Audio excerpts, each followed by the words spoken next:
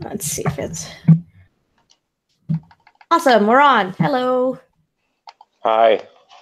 There's probably going to be like 5 seconds of clicking in the beginning of that. That'll be funny.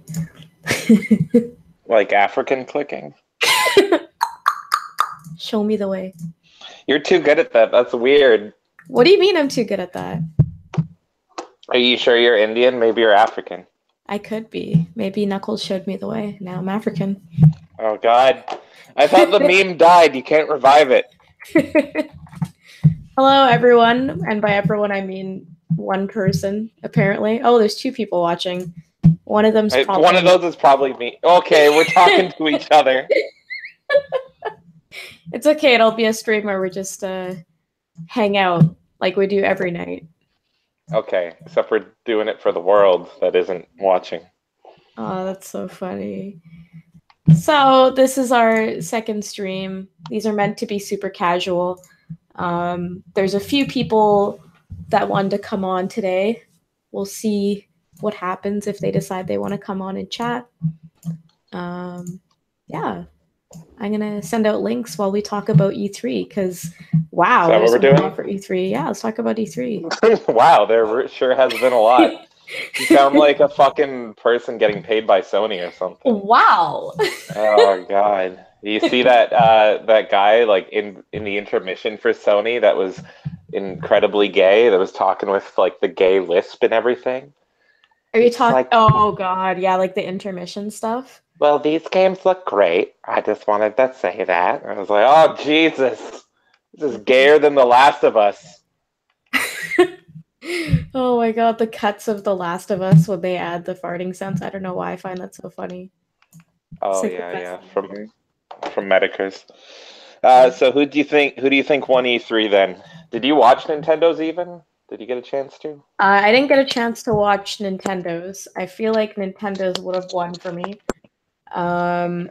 But no, actually, I like Devolver, so I think Devolver won for me. Devolver. What do you want to say why, or is it just like they won? Well, because they're just such a shit show every time. It's like you never know what's going to happen. The only thing that disappointed me about Devolver's was that it was short. I thought it was going to be like one of those things like last year where they're going to go for hours and hours and hours. Like I remember last year, I would like go to sleep and wake up and they would still be streaming and you just pop on. You're like, what is even going on right now? Like, oh, that's when they did that like kind of talk show style. Like they had the guy in the, like they had the couch set up and everything. It was almost like the Nintendo Treehouse, but it was a fucking disaster, right? It was awesome. What do you mean it's a disaster? It was a good disaster. I loved it. But I did like the thing I liked about Devolver this year was the like it might have been short, but the quips were still really good, like the loot box coin. That wasn't a quip. That's real. No, I know they sold out of them. I don't know what dumbasses bought that coin, but it's sold out. I was tempted. If I had that many funds, I would have bought that. $131 for a piece of styrofoam. American, not including shipping. Yeah, it was a great idea. Yeah, it's like $200. Holy, I don't know. Yeah. For a plastic coin. Who won for you? Let me think here. One sec. So I'll do my top four because the rest were shit. So was there even more than four? There was like barely anything. There was like 9. Okay, go on. Hold on. I gotta. No, wait. What was my number? I had 4. Oh yeah. So 4 was Devolver. I thought number 4 was Devolver. 4th place, Devolver. Yeah. Really? Oh, because they were too fucking short. It was 20 minutes. They announced 3 games, and that was it. Well, I'm gonna play 2 out of 3 of those games. I don't even remember the 3rd game. I remember the one with the banana, and then I remember the whatever it's called. Metal Wolf Chaos. Yeah. So literally the only reason they even placed for me is Metal Wolf Chaos because that was my favorite announcement of E3. Yeah. It was funny. It was just stupidly short, like 20 minutes. And like you said, last year they were going on forever. And they had way more game announcements and everything. But yeah, so I don't even remember the other game. I didn't care about the Pedro game. It looked okay. But then they announced Metal Wolf Chaos, and that was fucking amazing because if you don't know, Metal Wolf Chaos is this game that was exclusive for the original Xbox. I think it came out in 2004. And it's a mech game, but from my understanding, you're the president of the United States and you decide to take things into your own hands, and so you get into a giant fucking mech and raise hell. For some reason, they decided that a game where you play as the president is Japan only. So I've always wanted it, but the prices for it online were too damn high. So now a proper port of it. The only thing I'm worried about is they named the site Mech America Great Again, and so I'm really worried. There's been so many people upset about it. Oh, I see people upset. I'm not upset. Yeah. I'm just worried that they might go Stephen Colbert on the jokes or something. You know, because they have to put jabs at Trump into fucking everything, and it's just exhausting. I played that DLC for that one action RPG. The Motorhead one. I bought it pretty much because it's Victor Vran. Yeah. I was playing the Motorhead DLC for it. I'm expecting it just to be a love letter to Motorhead, and they start taking jabs at Trump. And I'm like, I'm not fucking here to hear your political opinions. I'm here for Motorhead. Wasn't there another game that Devolver published as well that was making a bunch of jabs at Trump? Remember that card game that we thought was interesting? Oh yeah, I kind of like that game. It was called Rain. I love that game. It's kind of shitty that I have to deal with the politics part of it in that way. Like I kind of wish it was more timeless and not like, oh well, yeah, now you've dated it because there's Trump jokes in it. Yeah, Rain was like you play a king in like an old England style, and you just make decisions based on like Tinder swiping left and right.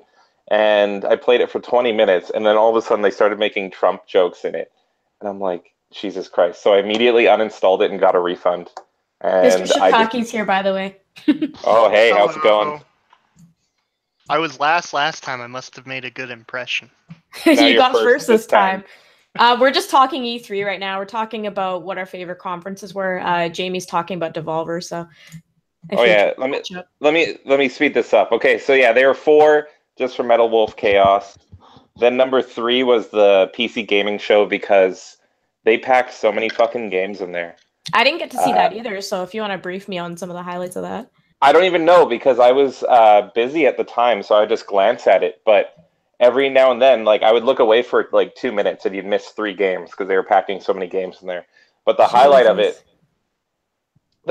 it was a game which is a third-person action RPG with a story and everything, but you play as a shark, and it like looks good and everything. I think it was the creators of Payday. I'm not sure though, or they were publishing it or something. And so you can actually like level up so that you're able to dive onto the island and like kill people that way. You can make your teeth longer. So that looked great. The guy was calling it a Shark PG instead of an RPG. That's great. The only reason they were number 3 for me was because there was nothing mind-blowingly good. It was just like all games you'd never hear of otherwise that are like, oh, those all look fun. And then, number 2 was Sony because they were just the most quality, but they're number 2 because lesbians that smell like garbage. It looks pretty. Like it looks like a good game, but the game's pretty. The lesbians aren't. That's my problem. And then number 1 is Nintendo, but the only reason they're number 1 is because Smash looks incredible, and half their conference was Smash, and it looks great. So if you don't care about Smash, they did terribly. So yeah, that was it. Well, I love Smash, so obviously I absolutely am happy about Nintendo, but I didn't really get to see the other stuff they announced. I'm assuming it's just more of the same, probably more Mario. They announced a Mario Party for the Switch that looked okay. It looked like it was actual Mario Party and that they didn't get in a car together. Yeah, you exactly. mean the Wii U one or whatever? And the Wii one, I think, did that too. Oh, They did this God. weird thing where they were playing. They did that cringe shit where they're playing in real life and everyone's meeting up at a bar to play Mario Party. But the weird thing, correct me if I'm wrong, but it looked like they had two switches, and then they combined the switches on the table to make the map. So it was like a top-down tank game, and they were like, "Let's put this here," and then they're like, "No, that fight will take too long. Let's move it this way." And then they clicked go, and that was the map between two switches. It knew the switches were next to each other, and it just flowed seamlessly through the two screens. That was kind of so neat. awesome. I would never fucking play that game portable, but it was like, that's kind of neat technology if they're able to just kind of put them side by side and they know where they line up, kind of thing. But yeah, that was pretty much it. Was there any other stuff they showed apart from Mario and Smash? They showed more Octopath Traveler.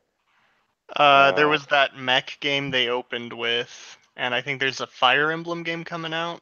Oh yeah, Charisma, you'll like that. They're making a proper Fire Emblem game for the Switch. What do you consider proper though? Like, I don't know. I'm getting kind of exhausted by the fact that they keep making Fire Emblem games. Like, it is one of my favorite series, but they're kind of overdoing it. It just looked like Fire Emblem. Like, it looked like Fire Emblem. Unfortunately, I would only be able to tell you what a proper Fire Emblem game was in Dragon. Yeah, it's I don't know. Pretty much Awakening was the last good one in my opinion. I don't like the ones that just came out recently. I can't remember the names of them. Conquest or whatever. The ones I bought you. You don't like them? No, they're okay. It's just like, oh, now they're okay. No, they censored a bunch of shit and it just sucks. I don't know. Oh yeah, well I don't know. Like the woman that did the port for the last one, she was fired because she was openly advocating for pedophilia on her Nintendo Twitter. Yeah, so at least she's not going to work on this one. Yeah, it was her official Nintendo Twitter, and she was talking about being pro pedophilia. No, didn't she get fired though because she was moonlighting at the same time? Oh yeah, she wasn't she shilling her like whore page as well. Yeah. Yeah. So, I remember seeing pictures. Lewis is asking if he needs a Google account to join, so that kind of sounds like he wants to talk. Oh shit. Yeah, I think he does though. Cameron's in the chat as well, saying the milk truck has arrived. Is that a Kurt Angle reference? That's not the same Cameron you're thinking of. Oh, okay. Then I don't know. I mean, I don't know what he's referencing. That's funny. Oh, there's a Black Trident too. You know what I think was really interesting about the conference, though? What? What's that? Microsoft only talked about video games. Oh, I didn't notice that. But hey, that's true. Yeah. Except for the Forza guy that decided that, you know, It Snows in the Winter was worthy of 20 minutes of conversation. I was watching the Medicare stream, and he muted the stream when the guy said, "These seasons will change everything." And 15 minutes later, unmuted it, hand to God, the guy said the exact same thing. "These seasons will change everything." Oh, jeez. I was in and out on the Microsoft one, but I do notice that somebody, Phil Spencer, started talking about charity and he for she. So it was 99% games. Yeah. So. Oh, I thought that was EA. Oh wait, no, that was last year. No, EA was talking about he for she as well. I didn't even know that still existed. I figured once Emma Watson's nudes got leaked, nobody would care about her anymore. You guys hear me? Am I working? Yeah, how's it going? Pretty good. I bought watermelons. Now I'm gonna make that wine. Well, I could hear you. Now you're cut out. He's making watermelon wine, apparently. That's pretty awesome. Oh, okay. I cut out for a second there. Izzy, what was your favorite part of E3? The Fire Emblem game, for sure. 100% the Kingdom Hearts. And Super Smash Brothers. I was surprised by Kingdom Hearts. I mean, I keep tweeting about it now, but I am starting to play it for like the 5th time now. And I haven't been able to get into it, but the trailer for 3 looks really good. I think it's the Pirates of the Caribbean part that attracts me. Like the UI looked really good on that. 1/16 of Kingdom Hearts is better than every pirate game that's been released in the past 3 years. That's true. You're probably not wrong. Yeah, but no, the Fire Emblem game looks so good, Charisma. Did you see it? No, I didn't get to see it. I've been missing, like, I missed so much today. You like command armies. Like each character is like a commander and then has like an actual unit, and you like fight with your whole unit. Oh, okay, that's pretty cool. I was saying earlier, I think we missed it, but I was saying like I love Fire Emblem. You know that. I think that's what Izzy and I first bonded on was Fire Emblem. Pretty sure I got you into that. But I'm just tired of how many they're making now. Like, there's just too many. Yeah, you did. Dude, it's not. It's the best. I've played them all. They're good. So you even like Conquest? Like Fates and... Okay, no, I didn't like Fates. Fates was gay. See, that's exactly what I said. But every single one besides Fates. What about the Shin Megami Tensei spinoff? Have you tried that yet? I have not. Okay, it's not good. It's not good at all. But the one after Fates, the remake of 1 was really fucking good. Oh, Valencia? Yeah, that was really good. Yeah, no, Valencia's really good. Shadow Dragon's good. I still played Fates though because I had to. Well, you know my favorite, obviously. Mine's 7, so yeah, like 100%. Jamie shit. Hey, I'm being polite because I don't know anything about these fucking games. I know. We can go on a rant forever about Fire Emblem, so I won't go into that. Did they Don't talk drag about? me in, though. Did they talk about the Star Fox game more in the Nintendo one, or was it just strictly Ubisoft? I think they talked about it in the tree. They like gave it a nod in the presentation, like, "Oh, hey, this is one of our mini games coming out," but nothing else. Oh, weird. I don't know how I feel about that game. I heard Star Fox during the Ubisoft one, and I thought I was being trolled. I was like, "Oh, you're gonna buy it." Thing. No, I know. Of course, I'm gonna buy it, but like, I don't know. Honestly, my favorite announcement out of everything is the remake of Tales of Vesperia, which is so sad. I'm not excited for a new game. I'm excited for a game I beat like 5 years ago. And they're putting it on the Switch, so I'm like, yeah. Wait, of course I'm gonna buy Resident Evil 2. I'm excited. Oh, true. Awesome. Okay, so with Resident Evil 2, Jamie and I were watching, and we didn't realize what it was like right away, and we thought it was a game where you could play as a mouse. Yeah, and, like, same here. Mouse anywhere. And I thought that would be so cool. Like this, like I was more excited for that. I wanted that one. Yeah, I wanted that game. I was like, somebody needs to make this where you just like go through a storyline. You're like some random rodent, just like figuring out what's going on. I'll be right back. I gotta cut a bunch of watermelon. All right. I don't know if anyone cares, but yeah, he pretty much had a thread where he was like, "I'm making a wine. What flavor?" And it turned into like a political war. I was advocating for banana, and everyone was making fun of me for that, and I was calling them disgusting heretics. But, banana wine? Yeah. So, watermelon wine. I'm gonna die. I'm allergic to watermelon. Yeah, you can't do it, but... Well, see you then. Matt, maybe Izzy's trying to poison me. That's the whole plan. So what was your favorite press conference then? I'm incredibly disappointed to say I think Microsoft did the best. Really? Really? Yeah. Huh. I think that... So, I like Smash, but I'm not a huge Smash guy, so like Nintendo's pretty much disqualified. I think their Pokemon game is like a really bad idea. Yeah, it doesn't look that great to me. When it was explained to me, they're like, well, what they're doing is they're trying to make a Pokemon game that anyone can play. And I'm like, oh, you mean any Pokemon game? It'd be like trying to dumb down a Kirby game. Like they already have. It's like it's at the bottom. It's not going to get. And I have friends who are really hyped for it. I'm like, Fire Red and Leaf Green have more mechanics than this game, and they came out 10, 15 years ago. Fire Red's a masterpiece, in my opinion. Like, yeah, We've already had a Kanto remake better than this, and then I saw them play it, and I'm like, yeah, I'm probably not picking this up. So, Octopath Traveler looked okay. A lot of people are really big on that game. I didn't play too many of the what even is that, a 16-bit RPG? Like, so it's not nostalgic for me. And they didn't really have anything. I thought that Mario Party was the funnest looking game, which should say a lot about my opinion of that. Yeah. I do like the fact that everyone's making a samurai game because I love the samurai aesthetic. There was like 3 samurai games out of nowhere. Yeah, it's pretty, and 2 of them are Souls games. Yeah. I was shocked about Neo too. I didn't expect that. Because the original Neo, right? Yeah, the original Neo didn't do well. Yeah.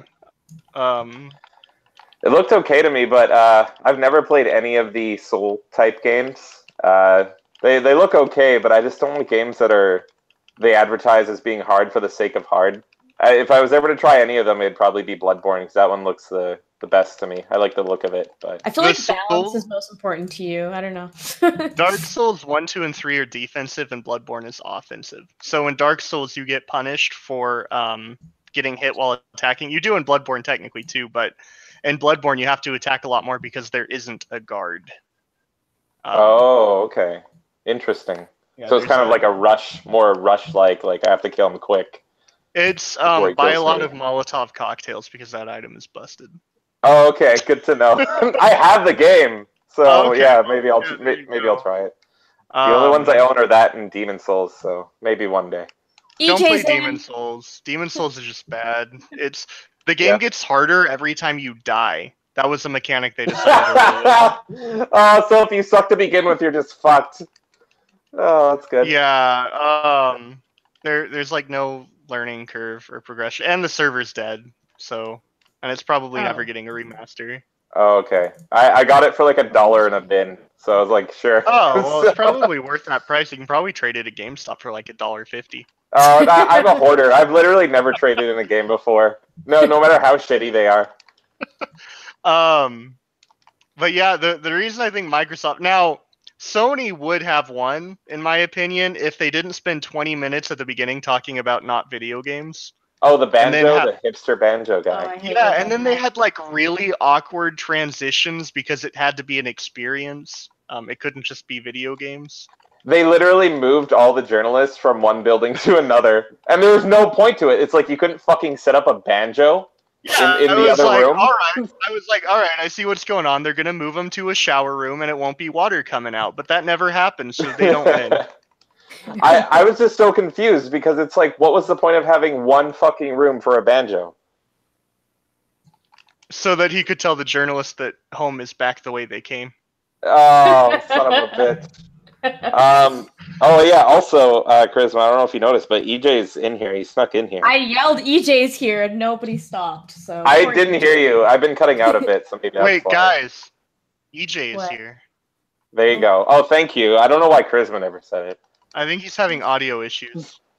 Oh. EJ, you're gonna have to type in caps. I can't hear you. What is that?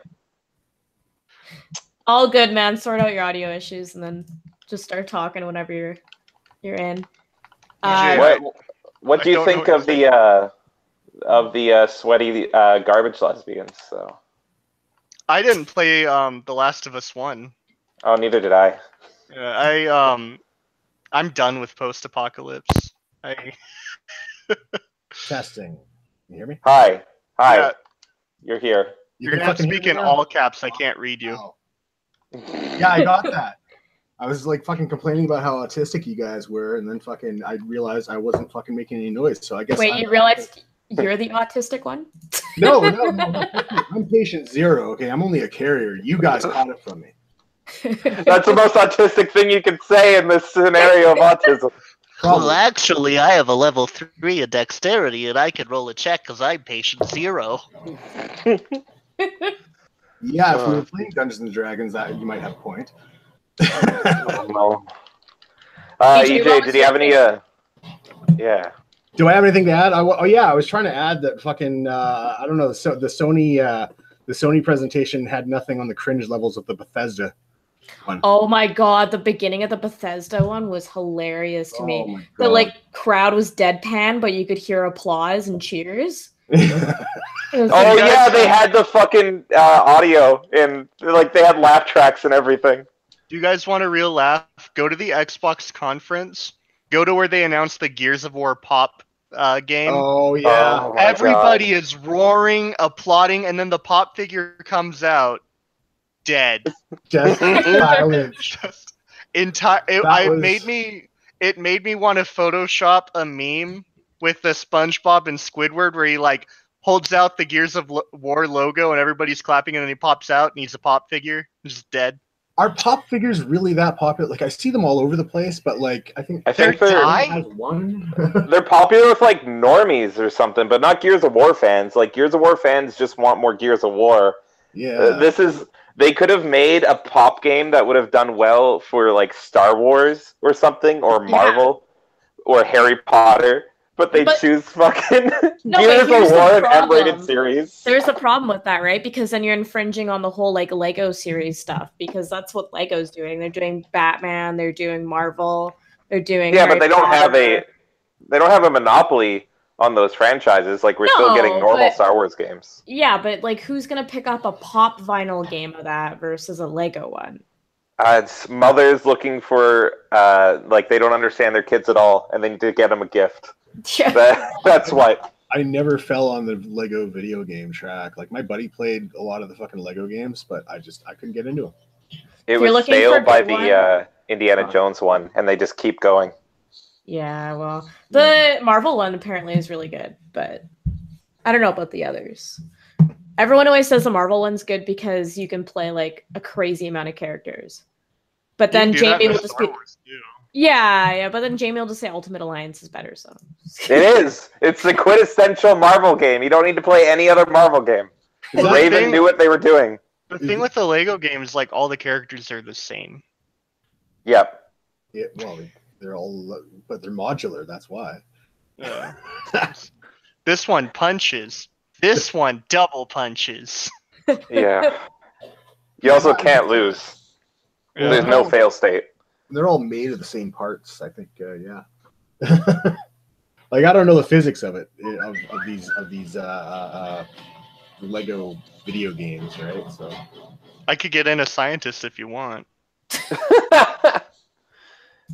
Yeah, no, they're just not worth your time. But yeah, I don't know what the people at Coalition are thinking about the Pop Gears of War game. That's not at all the fucking market. They could have almost used any other franchise, made it a pop game, and it would have been more successful. Okay, I need to bring up a conversation because Elvis is in chat, and I think it's really important to bring up this conversation. He says, Jamie also says that Hyrule Warriors is the best Zelda game. Are we really going to fucking do this? Yes. Oh, you're going to turn the whole stream. We're going to do this live on air. Okay, I need to fucking explain this backstory. I'm going to have to explain this argument as objectively as possible. Okay? Since you fucking brought this up. So, months ago, Elvis was over and we were drinking. And so that I could make them mad because it would be funny, because these guys like Zelda games, I said the best Zelda game is Hyrule Warriors. It turned into an argument that is still going to this day. Now, let me explain the two sides. What my genuine argument is that if a game is released under that name, you can consider it your favorite game. You can rank it and all that. So I would say you can say a Mario Kart is your favorite Mario game. You can say what I'm trying to think of another example. You can say Diddy Kong Racing is your favorite Donkey Kong game. You can say Mario Tennis is your favorite Mario game, etc. So that's my argument. Their argument is if it's not like a more pure Aryan game in the series, if it's not made in the style of proper Zelda or proper Mario, then it can't be classified. It's like an offshoot side game that doesn't matter. It's a mudblood. Yeah, exactly. It's not pure enough for them. Charisma, is that accurate since you're on the other side? Hold on. Okay. There are people who say that Obama's their favorite black president, but he's a mudblood. Exactly. Yeah. That's the best argument I've heard for this. You're giving him ammo. What the hell? Thank you. I just made Yeah. a poll for this on Twitter saying, can Hyrule Warriors be your favorite Zelda game? Yeah, I say yes. You're gonna get a lot of like. It's not though. It's not. My side of the argument is it's not an actual Zelda game. It's just Dynasty Warriors skinned as a Zelda game, but it has Okay. nothing to do with the actual series. But it's not a Dynasty Warriors game because they didn't call it Dynasty Warriors at So all. hold on. Just to recap here. Okay, so Jamie, you're not saying that's your favorite game. You're saying it's possible that it's someone's favorite game. No, it's My his favorite favorite Zelda Zelda game? game. It's his Yeah. favorite. Yeah, I Zelda don't. game. I've only played 3 Zelda games, that being one of them. So, and I Okay. All right. Okay. Okay. So I how haven't deep played can it, you so go? Can Link in Mario Kart make that your favorite Zelda game? no, that's a Mario game because it's called Mario Kart. He's a guest Oh, character. no. But it's not called Zelda Hyrule Warriors, or is it? It's called Hyrule Warriors. It's in the So it's your Zelda favorite franchise. Hyrule game. No, but it's part of the Zelda universe. It's part of the Zelda franchise.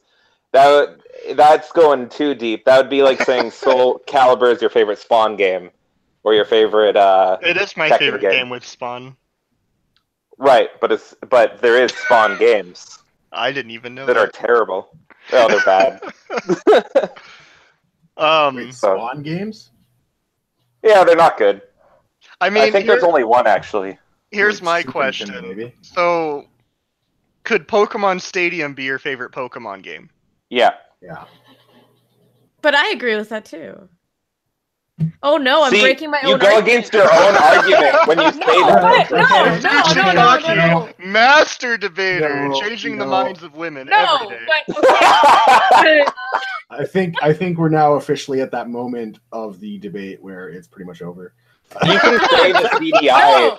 No, You can say the okay, CDI Zelda games But are your the favorite Zelda combat games. is still like the same. They just stripped the like exploration aspect out of it. You can Okay, turn but what if Zelda the- combat on for Hyrule Warriors. It's a control Oh. scheme. Not the same. That's not even part of my argument, but I appreciate it. Well, is Breath of the Wild a Zelda game? Yeah. What makes a Zelda game a Zelda game? Well, storyline. There's a certain lore to it. Hyrule Hyrule Warriors has that. No, Lore Hyrule that doesn't make any Warriors has sense. the lore though. It doesn't relate to anything. It's just a mash of characters. So okay, so Charisma, your argument is that it can't be Jamie's favorite Zelda game because it's not a true Zelda game. Exactly. Okay. I got Cyber Jamie on this. Sorry, Chris. What the fuck? Yes, I got Cyber Jamie. yes, I'm winning. I'm growing I need stronger. Elvis on stream. Fuck. What I'm thinking about is like there are tons of Zelda games with a story that have nothing to do with much of anything. Like the Oracle of Ages and the Oracle of Ages never come up again. You have a Link's Awakening, which was like the beginning of hodgepodge storytelling. It had to chain chomp in the game. Link Between Worlds, I don't even think involved the A Triforce. Link to the Past, and yes, it absolutely did. No, Yeah, A Link it did. Between Worlds, the A 3D. Link Between Worlds. Oh, okay. I didn't realize that was a Yeah. thing. Okay. I'm pretty sure it involved the Triforce. I haven't beat it So- yet though. So. So, Charisma, to help you, Elvis says in the chat, if it's a main game in the franchise, Minecraft can't be your favorite Mario game just because they have Mario skins in it. Yes, Minecraft is a Minecraft game. The skins are addition. Hyrule Warriors is a Zelda game. It doesn't matter if those developers made Dynasty Warrior games that are very similar. That would be like saying the new Spider-Man game is a Batman game because it pretty much ripped off the mechanics entirely. I'm just going based on naming I don't and know. titles and theming. I think we That's can all agree that Majora's Mask was terrible. Thank you. I I couldn't wanted. get That's one of the two. It was one of the 3 that I played and beat, and I fucking hated it. I love the atmosphere, but I hated it. No, the atmosphere is great. The mechanic around it just makes the game really shallow. I imagine if you could do it all in one sitting in one cycle, it would probably only take like a few hours to beat. I just hate timers in games, and that entire game's a timer. So that's what I hate. Well, it is supposed to stress you out, but Oh, it worked. yeah, I don't think it's a good game to have people who are new to the series play. I think Ocarina of Time would be the best game to have people who are new to the series play, because that's like the most Zelda. That and A Link to the Past. Yeah, I'd agree with that. Yeah, I agree as well that those two. A Link to the Past is just 2D Ocarina of Time, because Ocarina of Time is just 3D A Link to the Past. Yeah, I hate all of you so much right now. You have no idea. I'm happy. Thank you for bringing that up, Charisma. You're the one that brought it up. I mean, ultimately, what we saw here is that Charisma agreed with me. That Hyrule Warriors can be your favorite game, because Pokemon Stadium can be your favorite Pokemon game. Okay, I brought up this argument with her before. Pokemon Stadium doesn't have the Pokemon lore. But Jamie never brought up Pokemon Stadium. That's No, I actually a did. counter argument. No, you never No, brought I up Pokemon did. Stadium. No, you didn't. I fucking brought up Pokemon Snap. Yeah, I don't. Okay, whatever. What about Pokemon Go? Is that a Pokemon game? Yeah, it's got Pokemon in it. Yeah. Pokemon Snap was the original Pokemon Go. I never played any of them, so I have no idea.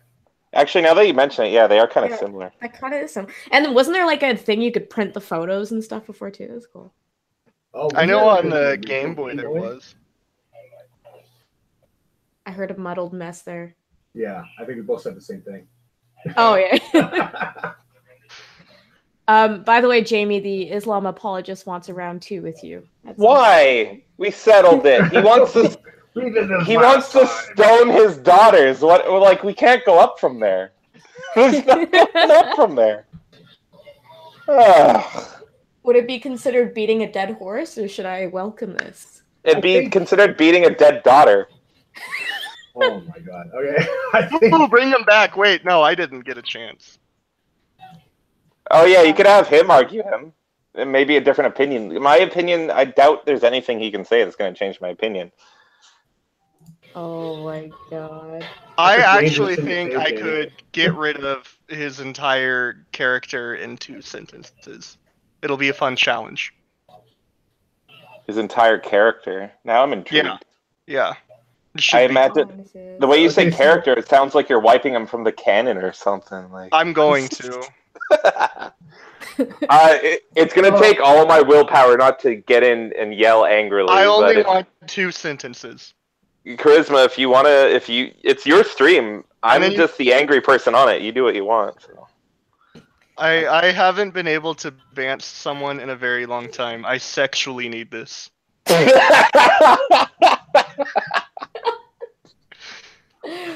Okay, well, before we get into any of that, is there anything else we want to talk about with E3? Any highlights? Anything else to laugh at? I mean, I don't know. It's very mediocre for me overall. The target market for Pokemon Let's Go. Lazy people. I wanted to say, like casual boomers. I don't know. To me, it seems like a not that great attempt to make Pokemon Go more relevant, because Pokemon Go reached such massive success, and then all of a sudden people realized there was no content and it just dropped.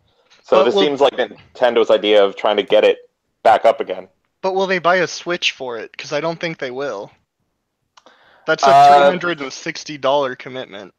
No, they might buy that little Pokemon, the Pokeball. They might buy that so they don't have to look at their phone. They can just click the ball. That's much less autistic. They made that like, Pokemon Go Watch or whatever. Like, I don't know. I saw a guy using that the other day on the bus. I almost burst out laughing.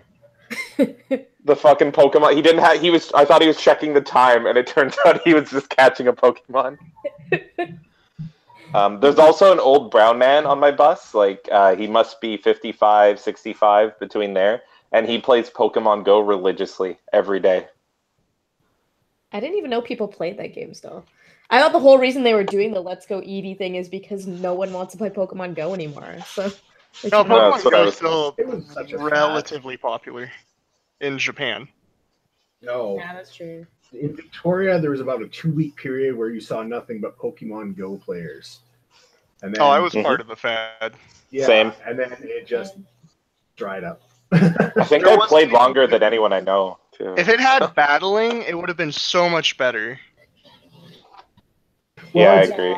I think it kind of suffered the same kind of fate as what's that game, Ingress. You know, if you were unemployed, you were really good at it. Same with Mass Effect 3.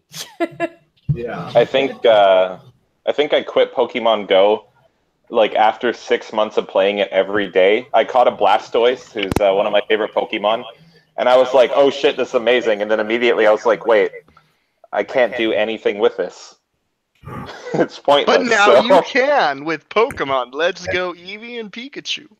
Well, all it is it makes that game super easy because I can import all those Pokemon into that game, and it's like, well, I'm starting the game. You can't do it until Fuchsia City, though, because for some reason they decided that people didn't want a Safari Zone in this game and replaced it with the import feature. Why wouldn't you want a Safari Zone? But there is one interesting thing about Pokemon Let's Go that I saw, and I haven't seen a lot of people talk about it. It seems like the PC is going to be a held item now instead of at the Pokemon Center. Oh. Well, that'll be interesting. Now, that's good for people that don't want to go to the Pokemon Center every time they catch a new Pokemon. It's bad because if you deposit and withdraw a Pokemon from the PC, it gets fully healed. So, like, really cutting the difficulty. Abuse that. Yeah. Yeah. So far, by the way, so far in our poll, 67% are saying no, it's not a Zelda game. So out in the internet, there are people that agree with me more just because I'm. Yeah, no, they just don't have arguments. They're brigading us. No, I don't buy it.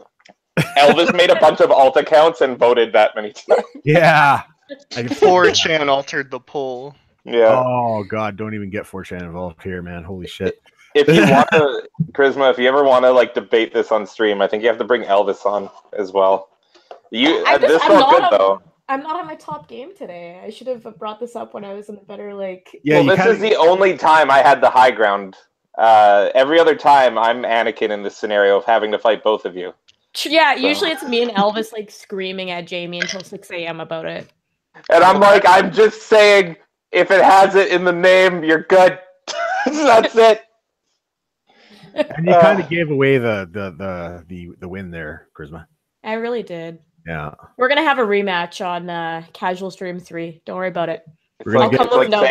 You should get up some actual debate. I'll be on the other side this time.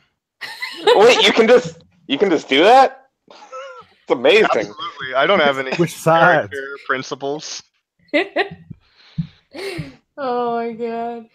Yeah, overall, I would say E3 was mediocre. There's a few good things in there, I guess. Honestly, the things I was most excited for are things that already existed. So that's my kind of I saw that one fighting game that like crossed different like anime universes. That looked kind of cool. Oh, the Jump Stars game. Yeah, I'm gonna sink your guys' hopes right now. Why? The guy who made that game is the one who's responsible for Ultimate Tenkaichi. I don't know what that is. That, yeah. That's the Dragon Ball Z game that's based on rock, paper, scissors, and they took out paper. Oh, oh my god. I played J-Stars, the one before that. It was awful. I played that with Jamie, actually. It was just so bad. I liked it more than her, and I don't like anime. I was like, what do you mean that you hate this? It's flashy. You run around. It was nice. It looks like a PS3 game. Like an early PS3 game. Yeah, it looks awful. Elvis says, you talking about Zelda makes me want to kill younglings. Good. Do it. That would be a better reason than Anakin had. Sorry, I really did not like the prequels. That's another debate, but I don't feel like debating. The Emperor said, have you heard the tale of Darth Plagueis the Wise? And Anakin said, I'll kill like 50 children if you don't run your mouth right now, old man. Yeah. To me, there's 6.5 Star Wars movies. The half being Rogue One, because it was okay, but pointless. Rogue One was an excellent movie, I found, because it treated Star Wars like it was an actual war film. Yeah. No, I liked it. Yeah, I liked it. Yeah. I just it's my favorite, but it was okay. It was better than 7. I think that's the main thing. It was this is way better. Fucking what's that fucking movie with Ben Affleck and J-Lo that like Giggly? That was better than fucking episode 7 or 8.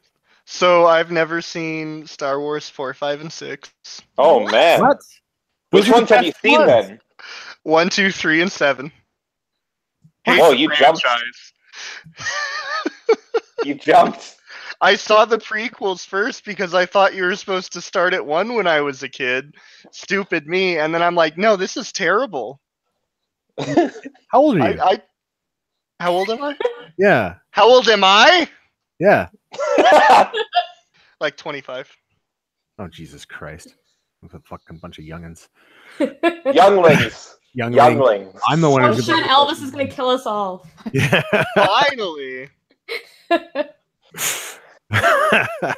I'm of the opinion that like KOTOR is the best representation of Star Wars, and I don't give a shit about anything else. I'm of the opinion that 1, 2, and 3 are good movies. I think that number 2 had some of the best fight choreography of any movie I've ever seen. You referring to the Jango Fett Obi-Wan fight or the Count Yoda. Dooku? Oh, Yoda. I have the least complaints of the 3 sequels about episode 2. The least complaints. Really? Yeah. Most people say 3. No, 3 was nothing but one big fucking video game cutscene. It was fucking ridiculous. That explains why I like it. Yeah. When are we getting a Star Wars Souls game? A Star Wars Souls? Not as long as EA owns the rights. So. Yeah, good luck with that one. Well, Jamie, you're hoping for like a Dynasty Warriors Star Wars game, right? Yeah. No, I brought this up in my argument. I said if they cloned, no pun intended, Dynasty Warriors and put a Star Wars skin on it and called it, Mandalorian Warriors or something like that, that would be the best Star Wars game, possibly. Clone Warriors. Phone Warriors? Clone Warriors, yeah. Yeah, Clone Warriors. There you go. Yeah. Call it The Emperor Strikes Back a lot. There's a scene in the Darth Vader comic books where he's surrounded by rebels, and he says some great line, like something like, "I'm surrounded by weapons and a bunch of dead men," meaning like they're all going to die soon, and he just wipes out like 200 people. It was pretty much, you can just take that scene and use that as a blueprint for Dynasty Warriors Star Wars, and you're good. So we'll see. It would be a little bit different because there'd be a lot more projectiles involved. Dynasty Warriors are a lot of melee combat, right? That's true. Yeah. Oh, I mean, as long as you can block with the Force. Yeah. Or, with your lightsaber. Oh, yeah. Like some of the stuff you can do in the Force Unleashed, like put that into it. Mm-hmm. Yeah. Pick up like force push, like pieces of crumbling buildings and shit. Yeah, you could just take the Force Unleashed, and instead of fighting 20 enemies at once, you fight 100. That's the game. You're good. Okay, Cam's been kind of begging to come on for about 20 minutes. Who is that? I don't know. He is. I don't know if I should say my intro statement to him. I'll let him come on. What does that mean? Oh God! All right. Is this someone we know's boyfriend? Oh yeah. Okay, all right. Is this someone's wife's son? Well, I sent him the link, so we'll see when he comes in. All right. He wants to talk politics. He's tired of us shitting on Dark Souls and. I like talking about the Bing Bing Wahoo. I talk politics all the time. This is a nice change. I mean, what is there to talk about politics? Donald Trump is objectively one of the best presidents America's ever had. Exactly. Boom. Yeah, I mean, we could talk about what happened yesterday. It was fucking great. But what else do you got to say? Trudeau thing where he fucking blasted Trudeau? No, the fact that he denuclearized, I can barely say that word, North Korea.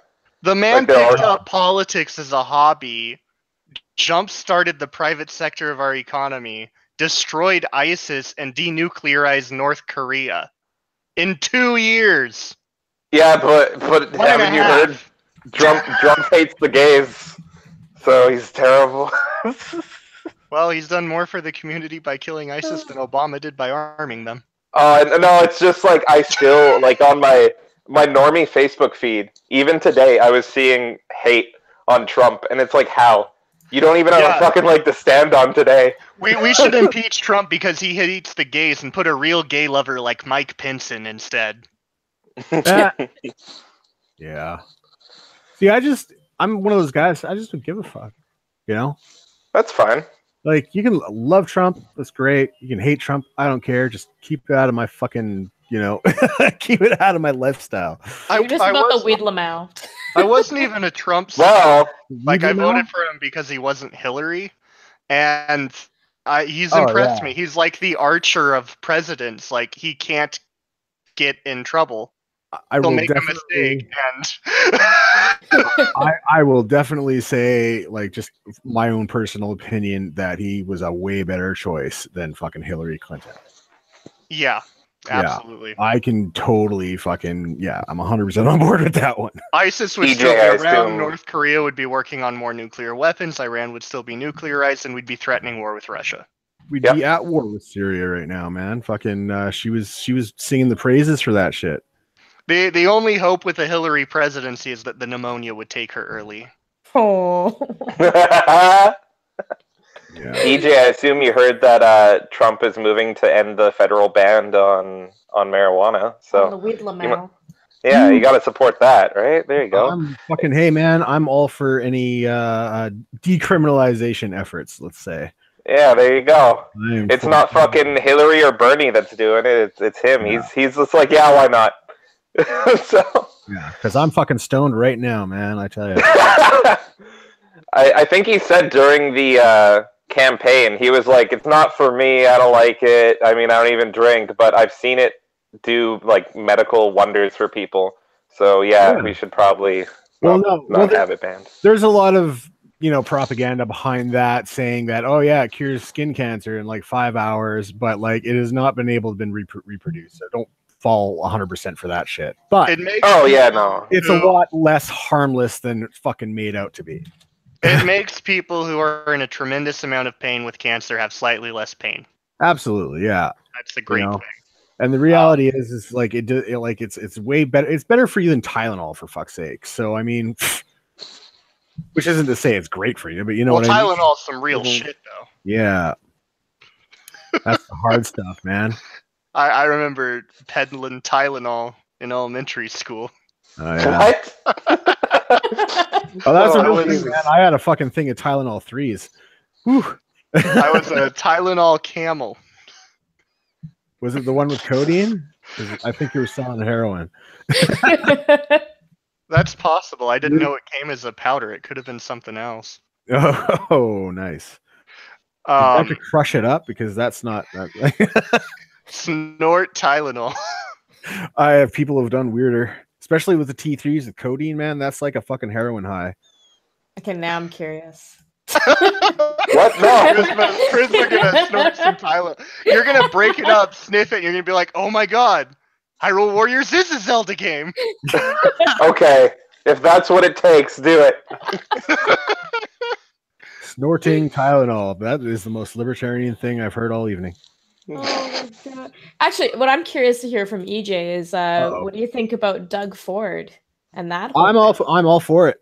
All for it, man. Here's the thing. Nice. Rob Ford, his fucking brother, I remember when all that fucking shit about him smoking crack came up. When that first happened, I was like, wow, what a piece of shit. But then I actually looked into what the guy's done for Toronto, his fucking policies, him calling out other fucking council members on like fucking overspending, like fucking getting freebies and shit like that and taking advantage of it. And I was like, wow, this guy's actually pretty cool. So if his brother is half as good as Rob Ford, I'm all for it.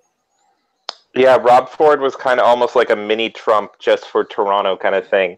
Yeah. And we didn't have that many optics on it because, we're not there. But I had the same thing as you. I thought he was just like a bumbling idiot. And then I just start looking into it just a little bit, and it's like, oh, he's actually kind of amazing. This is why he keeps winning. Well, it didn't add up. That's why I looked into it. It's like, why does he keep winning if he's like a crack-crazed lunatic or whatever they were painting him as? And it was like, oh. Video where he like went through his wallet and started pulling out all the free different fucking places in the city were giving him. That's what sold me on him. And then the other one was when he like called out that fucking, he called her a cunt too. I forget who it was, but like just called her out fucking straight up, like just fucking like, no, fuck you, bitch. And I was like, yeah, right on, so that was nice. So I'm all for the Doug Ford thing. Yeah. just hope he does good. That's basically it. I'm for what's good for honestly. If it's good for fucking Canada, if it puts us in a better position, I'm all for it. Right?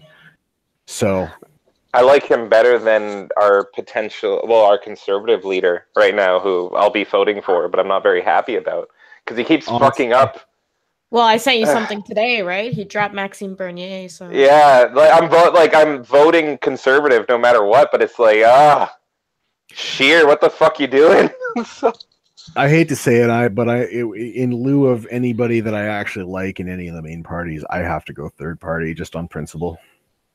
Yeah, I'm going to defeat what's the best chance I got of getting rid of the Liberals, and it's not NDP. So yeah, but you got to be careful falling into that trap, right? Because that's kind of what was happening. That's how fucking Trudeau got into office, and look what a mess that's been. It was because people they were voting to get Harper out, and that's a really poor way to vote. Yeah. I mean, I don't know. It's just personal. Like, I wouldn't vote. I thought Harper was okay, so I would have voted for Harper. I didn't vote in that election, actually. I didn't care that much. He wasn't as bad as a lot of the critics made him out to be. However, there was the thing that I couldn't deal with him, and that was he was a young Earth creationist. Couldn't deal with that. He was a younger creationist? Young Earth creationist. One of those guys. The Earth was 5,000 years old. I think the number was 6,000, but yeah. Oh, it's been updated. Yeah. Well, it's like what was the scientific argument that added 1,000 years? Yeah. No. It's not like this. I don't know. Different communities. Some say 10, some say 6, some say 5. It's like fucking all over the map. Yeah. It doesn't. I mean, that wouldn't change my vote either way. Like, whatever. But it's. I think we also need to pay attention to the science and shit like that. He really was not making an effort to understand the science that was being advised to him. So okay. Yeah. I mean, I despise Trudeau with a fiery rage. So literally, whatever his opposition could be like a fucking tiger that's on cocaine or something, and I'll fucking vote for that tiger. So. Right now, what it is I hate the Liberals. I can't stand the NDP. The Green Party's the Green Party's okay in some ways, but they're mostly a joke. And then fucking, the Conservative Party right now is kind of forgettable, they don't really. Well, they're still very establishment. Like, they're not doing that Trump style thing of breaking out of that. Yeah. We were at a parade the other day, and there was a little booth for the Conservatives. And so I went up there, and I'm like, oh, you got my support. We need to take down the globalists. We need to take down Trudeau and all this. And they were like 70 years old. They looked tired, and they didn't care, and they're just like, yeah, it's the old guard. It's the old guard. Yeah. What there needs to be though is because I know there's there's another conservative party, the political what are they called? New Conservatives? You're cutting out there. New Conservatives? Something like that. I don't know. Yeah. There needs to be I'm cutting out a new conservative.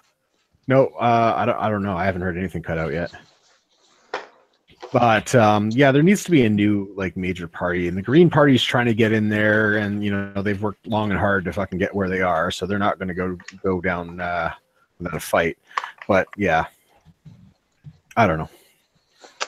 They're super low energy. It was so sad. I don't know. We walked up to them. Jamie's all excited, and he's shaking their hands and stuff, and they're like, "Yeah, so thanks for voting for us. Do you want to volunteer?" And I looked at that. I was like, "No, I don't want to." Is we need to hire some fucking porn stars and shit to fucking dance around in public and say vote conservative, because you guys know that would work. Yeah. The weirdest turn of events since the beginning of time. It's now the conservatives that are protecting pornography. I don't get it. I don't get that at all. It's great.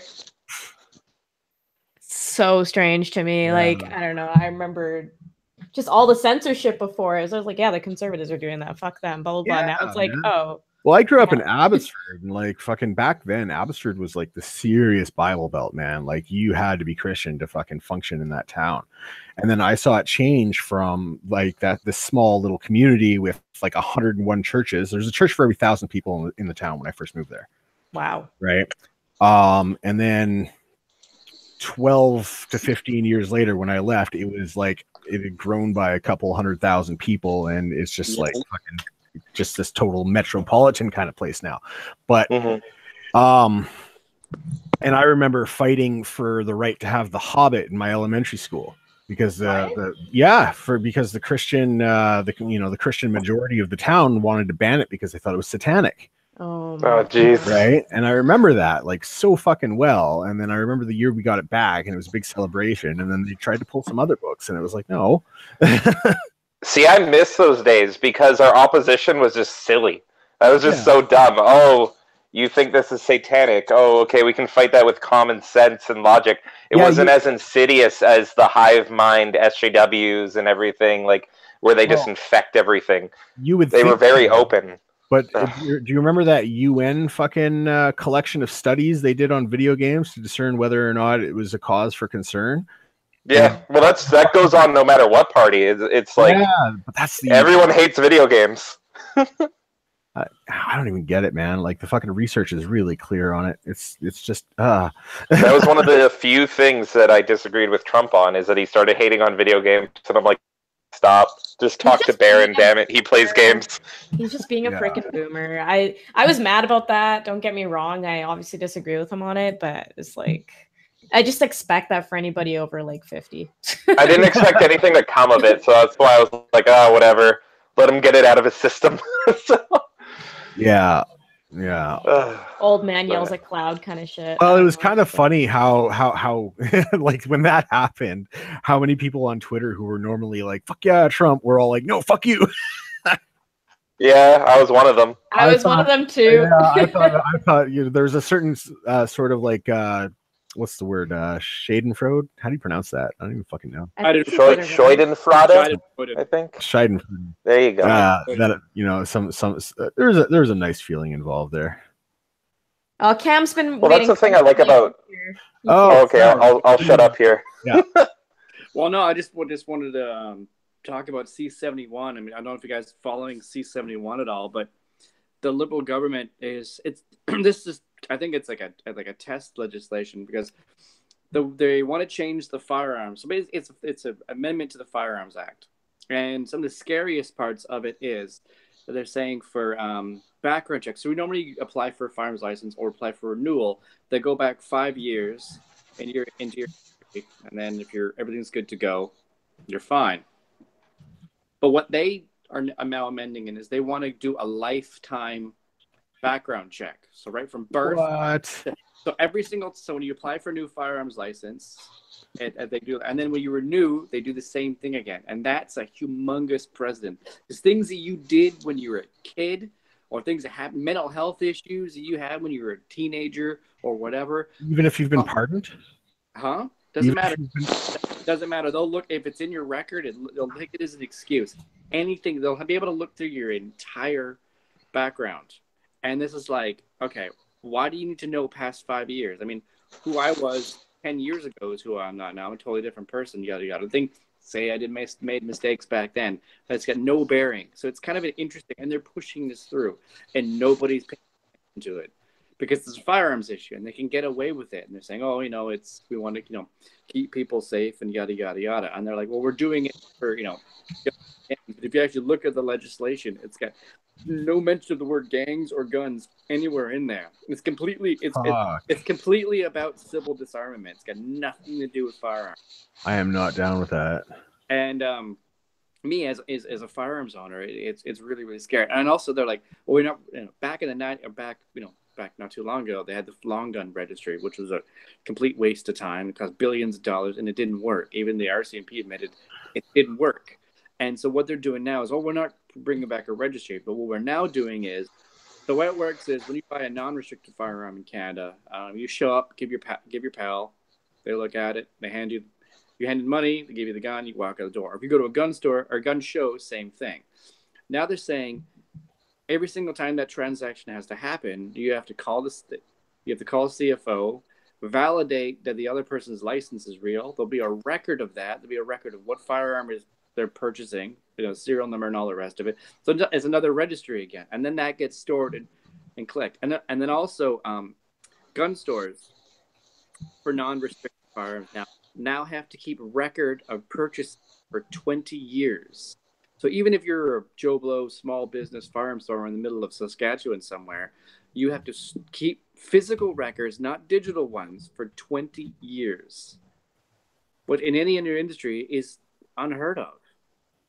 And it's not like restricted handguns or ARs or anything like that. It's like regular, non-restricted. So everyone's like, they're trying to make it so hard for people to get their licenses. They're not going to want to get it in the first place. And the people that have it, they've got, things that they did when they were 10, and they'll come up in their record, and their licenses won't get renewed, and then they'll have to turn stuff. It's all about civil disarmament. And it's and they're just pushing it through, and they're doing it under the guise of, because also another thing is there's an advisory council to the government for firearms rights, and nobody on that advisory council actually has a PAL or done the PAL course here. Even done it as a technical exercise, so they understand what the basic firearms laws are in Canada. And there was a big petition to get Ralph Goodale to make sure that the members on the board actually went through the course just to know what it's like. And they said, no, it's too triggering because there's a few victims of the Polytechnic massacre that happened in the early 90s. They're on there, and just doing that course period is too triggering. So everyone's like, well, why are they on the firearm advisory committee? Oh, they're doing it for women's victims. Like, so, but they should know what the firearms laws are in the first place, so they know if they're, if they want to tweak them or not. But they're even refusing to do that. So there's people making legislation with no experience on what the current legislation actually is. Yeah, that's called a politician. Right. Right. But I mean, it's like no other industry. Like, you wouldn't get nuclear physicists or whatever like that on an advisory committee that don't know nuclear physics. Mm-hmm. Making nuclear physics policies. But because it's it's Canada, and we're not, people just don't think about, but I think it's just another way of chipping into people's regular rights, because if they can do it with firearms, they can sneak the legislation in. They can figure out a way to justify it in any other way. Next thing you know, to get a passport, you're going to need to pass. And also the background checks aren't just like things you pass. They also extend to online as well. So if you made threats or said anything or whatever online, that also counts as well. So it's not just offline stuff, it's online as well. And if they can push this through and they can make this be the norm and everyone can be okay with it, I mean, what's going to be a patent for a passport? You're going to have to make sure you're not anti-government or anti-Islam or whatever.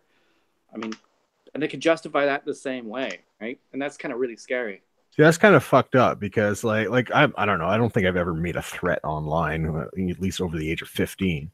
But fucking, well, what constitutes a threat, right? Well, exactly, right? Does it, if somebody feels threatened because I'm calling them an idiot, I'm not. Misgendering is a threat in Canada. So. Yeah, fucking. Well, is it just anti-Islam? Did you say anything anti-Islam or anti-liberal?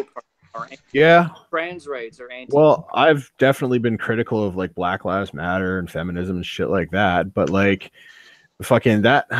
See, there's a huge line between saying I don't like what they're doing here because I think that they're fucking doing it wrong, for one. And I want to go out and maybe kill these bitches. Like, it's a huge fucking difference. But like, I'm more concerned about the whole if it's a pardoned crime, like that used to mean something. It doesn't seem to anymore. Right. Well, it's the whole Me Too thing, right? No, yeah. It's the same thing. It's like, well, you were now with the whole I don't know if you guys heard about the Justin Trudeau back in 2000 in Creston, BC. Which now, sorry? Justin Trudeau back in Creston, BC, back in 2000. He was at some. Oh yeah. Yeah, he was at some Sasquatch thing, whatever. This is like before. I think this was before he was a politician. I think he was just the son of a politician back then. Yeah, and I read about this. Yeah. Yeah, and then he grabbed some chick and ended up being reported. He's like, "Oh, I'm sorry, I didn't realize the reporter or whatever would have treated you differently." And she wrote about it in a column, and obviously, it got put on the wayside, and that's on the Me Too thing. It wasn't the thing back, but now it's been picked up. It's even been picked up by BuzzFeed, for fuck's sakes. Oh, really? And it's been picked up by BuzzFeed and pushed as well. And because Justin Trudeau famously said after that one MP or council person, whatever, did something, and he said like, "There's no excuse. It doesn't matter when it happened or whatever it is. Oh yeah, you're guilty. You're guilty." Well, it's happened to him. He's done it. So now it's a case of, okay, all right, well, is pay the piper then, I guess. Did he apologize? Well, he roughly apologized to the chick, but he apologized to the chick in the way, oh, if I knew who you were, I wouldn't have done it. And that's good. That doesn't mean shit. Like so if you were a nobody, I would have done it, but well, no, and then she quoted that in the article, and and then she also said in the article, well, if you're the son, I guess like the apple doesn't fall too far from the tree, i.e., Trudeau being a playboy or whatever, yada yada yada. Yeah, but that's not. Yeah, I mean, so Cam, that doesn't excuse it. Cam, just 1 second here. Hold on. Who the fuck is doing like fucking? Who's jerking off under the table, man? I'm hearing this click, click, click, click, click, click, click. I may or may not be playing Metal Slug 3, but I thought it was you. I had a feeling. I was like, yeah. I tell Xbox to make the controllers quieter. That's what they call the penis, the Metal Slug, and it's only 3 inches. That's where the 3 comes from. Oh, okay. Yeah. Yeah, Anyways, that's bullshit with Trudeau, continue, Cam. Continue. But the part that freaks me out is this slow creep of just pure Orwellian totalitarianism. It's happening in Canada. It's happening slowly, and the liberals are smart. I mean, they're not doing this blatantly. I mean, they're doing it like the black shirts, or sorry, the brown coats. Yeah, they're doing it slowly. They're doing it things that all Canadians can agree with. Oh well, we don't need U.S. firearms, blah, and then even if I talked to a lot of firearms owners. They're like, oh, it's no big deal and whatever. Well, it's how do you eat an elephant, right? You eat it a step at a time, and that's what they do. Is they do. It's like what's his name? Jordan Peterson says, you move just until they start to protest, and then you stop. Clean your room. Yes, yeah, you can't take over the world and then the room's clean. Yeah, and then and then they wait, and then and then they start moving until you protest again. But they've moved further than they were the first time. It's like the slow incrementalization. Well, it's like what the Nazi brown shirts did. I mean, they protested universities, and they shut down opposing speakers, and they had protests outside opposing speakers. Anything that was anti-national socialist, they protested and protested and protested. They're doing the same thing that Antifa is doing. They're doing the same thing the left is doing, and they're not. And they're doing it all we're shutting down their speech because the other speech is hate speech, so therefore it doesn't need to be heard. That's a dangerous statement. You're like saying, so our speech is the only true speech. Yeah, well, my concern here is the thing is it's affecting so many areas of not just like fucking Canadian culture, but like just various subcultures all over the world, right?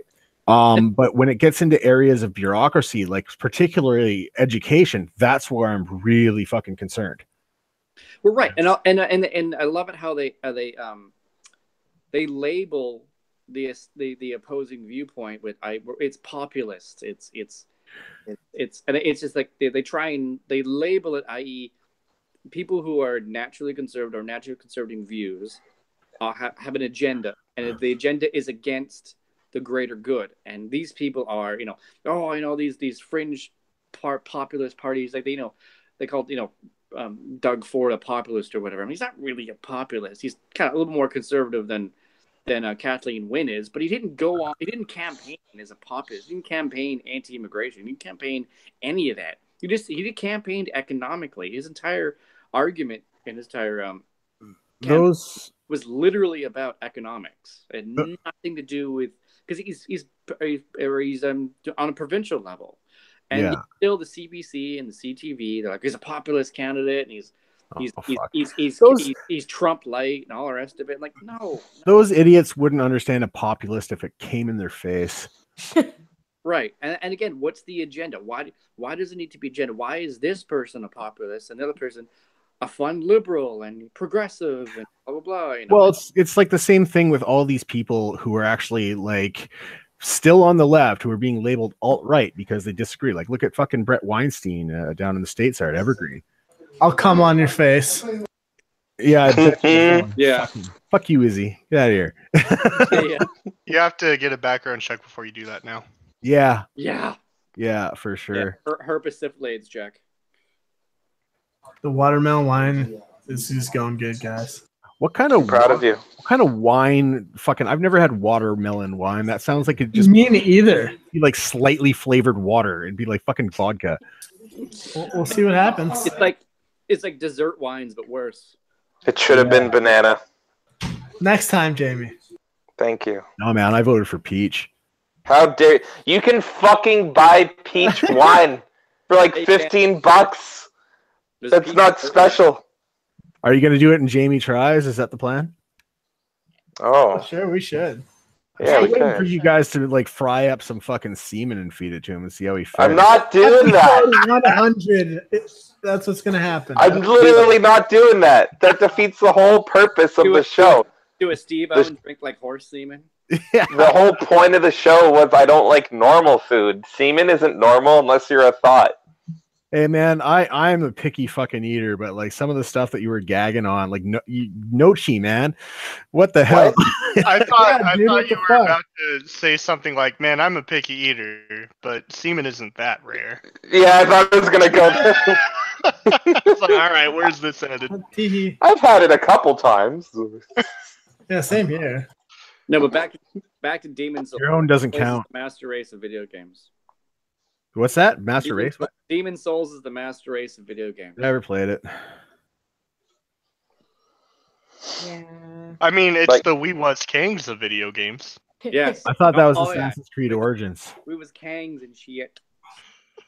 Oh yeah, Origins. Or the new one where you can play a female Spartan warrior. That's Yeah, great that too. makes sense. If you play as a woman, you should just be like it's just a breeding simulator. Yeah. You're just trying to pump out as many Spartan babies as possible. No, that'll be the stealth playthrough. This video game it's breaking incels' thoughts or incels' thumbs Incels have thoughts? or thumbs, I should say. Wait, what kind of thoughts are we talking here? Traps are gay. Okay. For some reason, We're just going through all of them right now. that was such an absurd kind of conversation there, but it kind of made sense. You know what's great about pimps who are pretty cheap? You can give them a penny for their thoughts. Oh, That's not bad. That's a Yeah. clap from the back. It's a clap from the back. Oh man. Okay. Thank you for informing us on C71. I think a lot of people don't really know much about it. Yeah, welcome. Izzy, if you're still there, did you hadn't catch heard that? Is he? Oh, I guess he's not. He just came in to update us on wine. Okay, never mind. Okay. All right. Well, yeah, I know, because I don't have my gun license, right? Or FAC, whatever the fuck they It's call it. PAL. It's called a PAL now. PAL now. Fuck. Yeah, whatever. position and acquisition license, and then there's three. So there's three classifications of firearms in Canada now. Yeah. There's non-restricted, so long guns, shotguns. There's a whole whack load of guns that are non-restricted. There's restricted, which is the AR-15 by name and classification, and all pistols that are above 4.2 inches in barrel length. So it doesn't matter if it's a revolver or a semi-auto. The barrel has to be at minimum 4.2 inches long. Mhm. And then there's restricted. Restricted is anything less than that. And then whole whack load of other guns have been classified as restricted. Restricted, pretty much the only way to get a restricted license is if you had your FAC and a restricted firearm that got reclassified pre-96 or 95 when they changed from FAC to the PAL raw, so you got grandfathered in. But the rules with your restricted firearms is they're just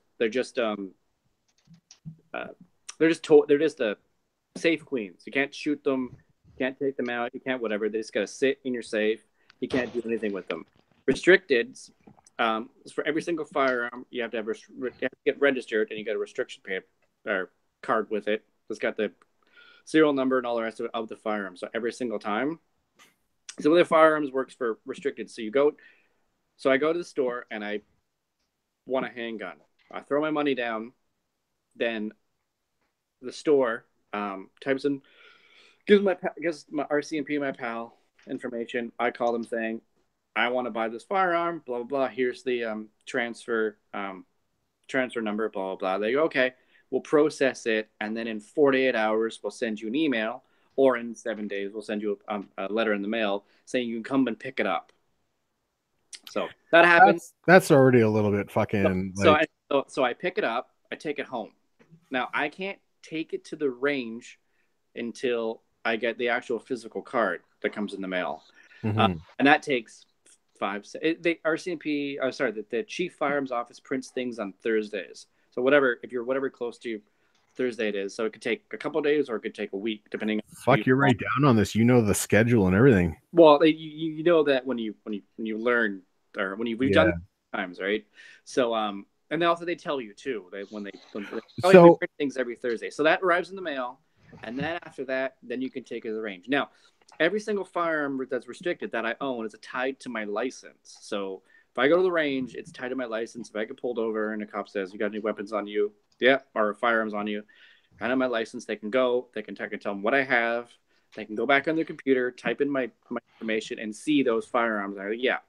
But if I leave that card at home and I don't physically have it on me, I can be fined $5,000 and jailed up to 3 years and lose my firearms rights for 10 years for leaving a piece of paper at home. Even though that registration is tied to my license, find that.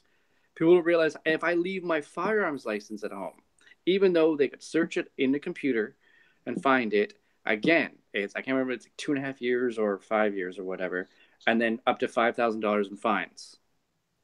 Just for leaving paperwork at home. So my concern with this is I've been stopped precisely, once by police in the past 5 years, right?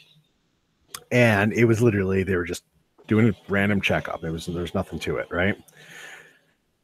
In that time, I could have purchased a gun illegally and fucking taken it out into the fucking boonies and shot it off a bunch of times and fucking, basically ran it into the ground. I feel like these added steps involved are just going to encourage more black market sales. Oh, 100%. Yeah. 100%. So you just basically, the only thing is you got to know where to get it, but honestly, it's not as hard as people think. I live in near Surrey, so you just probably just go down the street and knock on a neighbor's door. Oh yeah, I lived in a small town of about 5,000, between 5,000 to 8,000 people, and it was not even a question. Like if you needed a gun, you knew where to go.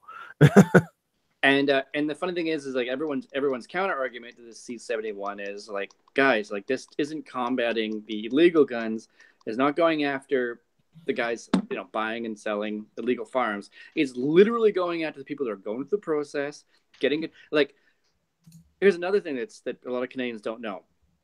Law or people who own their PAL get run through CPIC. CPIC is it's basically like you're being investigated by the RCMP. It's run through the RCMP's database computers every 24 hours, and we are the only Canadians that have that happen to them. That includes convicted sex offenders. That includes criminals. That includes whatever. The reason why it doesn't happen to criminals, have their names run through CPIC, i.e., run through their computer database to see if they have any interactions with the police, because that would invade their privacy. But if you have a PAL, it's nope. Your name gets run through CPIC every single day. So I have a background check every 24 hours for as long as I have a license. See, we need to start teaching fucking gun safety in high school, like the fucking Swiss. Well, we used to. High school, they used to have ranges. These used to have people going. Oh yeah, with their 22s in their trunk and going hunting afterwards. Yeah. It's like, I'm 100% for firearms safety. Like having a safety course, I'm 100% for it as a firearms owner, because when I'm at the range, occasionally you see like people do dumb shit and you gotta be able to call them out. And I want everyone who's at the range beside me with a weapon or whatever it was to have an idea of how the stupid how it works and how to safely clear it and all the rest of it, and if it's a jam and all that nonsense. 100% for some kind of safety course. Well, you know what? But having horrific restrictions, like another thing too, they want to restrict too. So when you have so non-restricted is as long as you're using it for lawful purposes, you can have it with you. You don't have to ask permission. You don't have to do anything else. With restricteds, there are 5 different places you can take your restricted firearm. To a port of entry, so say you're going to go to the States for a shooting competition, you can take it to a gunsmith, you can take it to a gun store, you can take it to a trade show, or you can take it to the range. Yeah. Now, C-71, they want to eliminate port of entry. They want to eliminate. So this is like globally on my license. If I'm going to the port of entry, I don't have to call a CFO to get permission. Because before, you had to, every single time you took it somewhere, you had to get a piece of paperwork to grant permission. Because instead, you've got your license, you're going through CPIC. You shouldn't have to ask every single time. We'll just grant you a global, global permissions under your license. It's called, I think, Section 54 or something. Anyway, Okay. So what they want to do, it's having you to be able to go to 5 different places. You could potentially randomly drive around with that firearm in the back of your trunk and then go anywhere. But they don't mention that under the Firearms Act, it says that you have to take the shortest route to those places. So if you're going to your gunsmith, you got to take the most direct route. You can't drive around. So if I get pulled over in the middle of nowhere, and the cop says, "Where are you going?" I'm going to a gun store, and the gun store is 50 miles behind me. He's going to go, "No, you're not." Right? That's already in the legislation. Yeah. But they said, "Well, no, we want it stripped." So basically, the only place I could take it without asking for permission is a range. So every single time I want to take it to a gunsmith to get fit, or to go to a gun store to get it appraised to sell, I have to call our CFO. I have to stand on hold. I have to tell them where I'm going. I have to tell them how long I may be in transit for, because I might have to go back to pick it up later. Wait for a piece of paperwork. Yada yada yada. They're just trying to make it again. They're trying to restrict. They're trying to restrict the movement for law-abiding citizens. Again, I'm under CPIC. I've got daily background checks. I've got everything registered. They know what I have. Every time, if I call the police, they already know I own firearms. They already know all this stuff. Like, they're not, no law-abiding firearms owner gets into trouble. It's the ones that don't register, the ones that don't have the powers are the ones that they get in trouble. The criminals don't know what the file system is. Well, let me just break in here. So yeah, I think it's actually absolutely important. It is something that we should at least be more commonly aware of, that kind of thing happening, but like the problem is that it's only going to be the people who are already either pro-gun or, like couldn't care less kind of thing. Right. Who are going to be like, take notice and be like, hey, this is kind of like fucked up. This is kind of wrong, but yeah, no, but I understand where you're coming from. It's just like a mission creep, because if they can do this with us, because we're easy targets, we're very targets. It's easy to go after us because we could easily be demonized. Why do you need an AR-15? I don't know, because it's fun, it's accurate, ammo is cheap, it's low recoil, like it's a fun gun to shoot. I mean, it shoots .223, which are tiny. I mean, like the casing and the full cartridge is big, but the actual bullet is super tiny. Then you go deer hunting, like a 45-70, that like the bullet is like actual bullets, like freaking a cannon size. I mean, for hunting, you can't shoot deer with 223s. The only thing that you can shoot with a 223 or 5.56 is a hog, legally. Okay, I don't understand any of that. That's beyond me. Yeah, but I'm saying the AR-15 bullet size. If you're going for your hunting license, you're going to go hunting. There's under the law, there's caliber limits for the animal you're going to shoot. So 223, the biggest thing, or an AR-15 bullet, the biggest thing which you can shoot in other guns, the biggest thing you're allowed to shoot is a hog.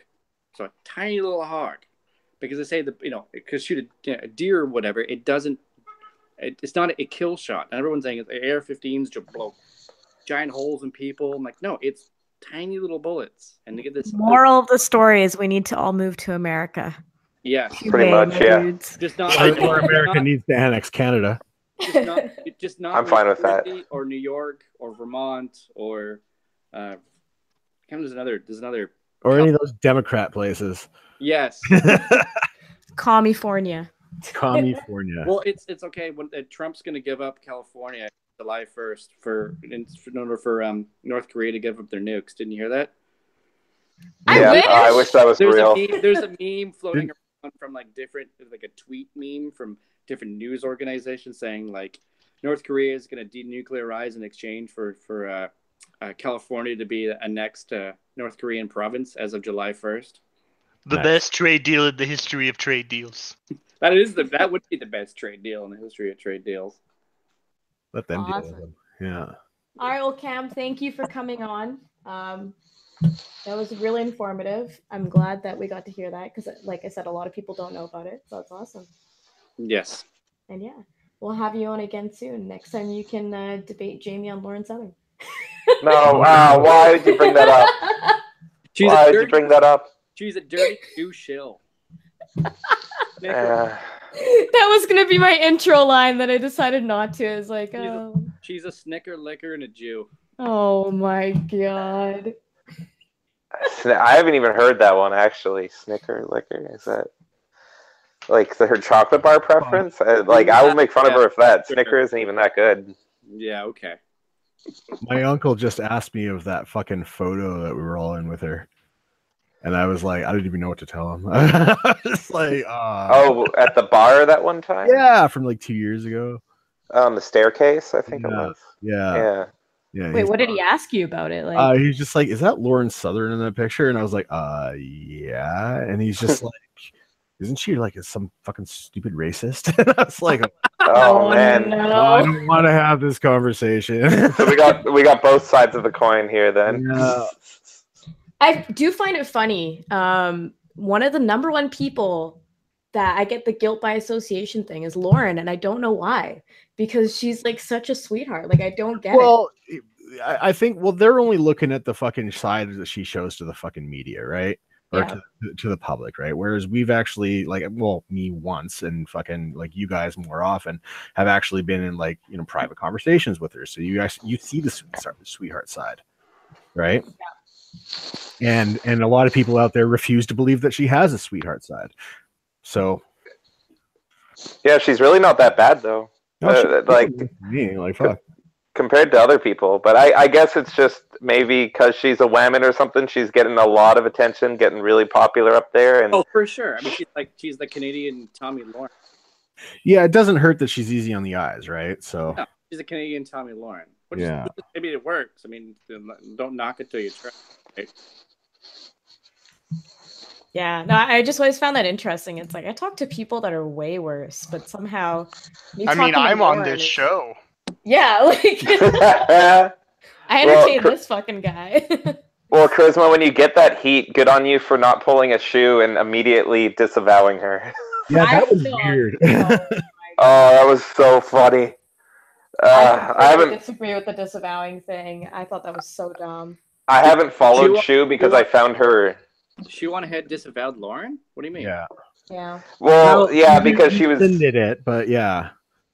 Pretty much she was getting heat from her SJW friends for associating with Lauren, so she said she had to stop being friends with Lauren in this big long rant. And then people called her fucking retarded, and so she took it back. And she's like, look, guys, we're fine now.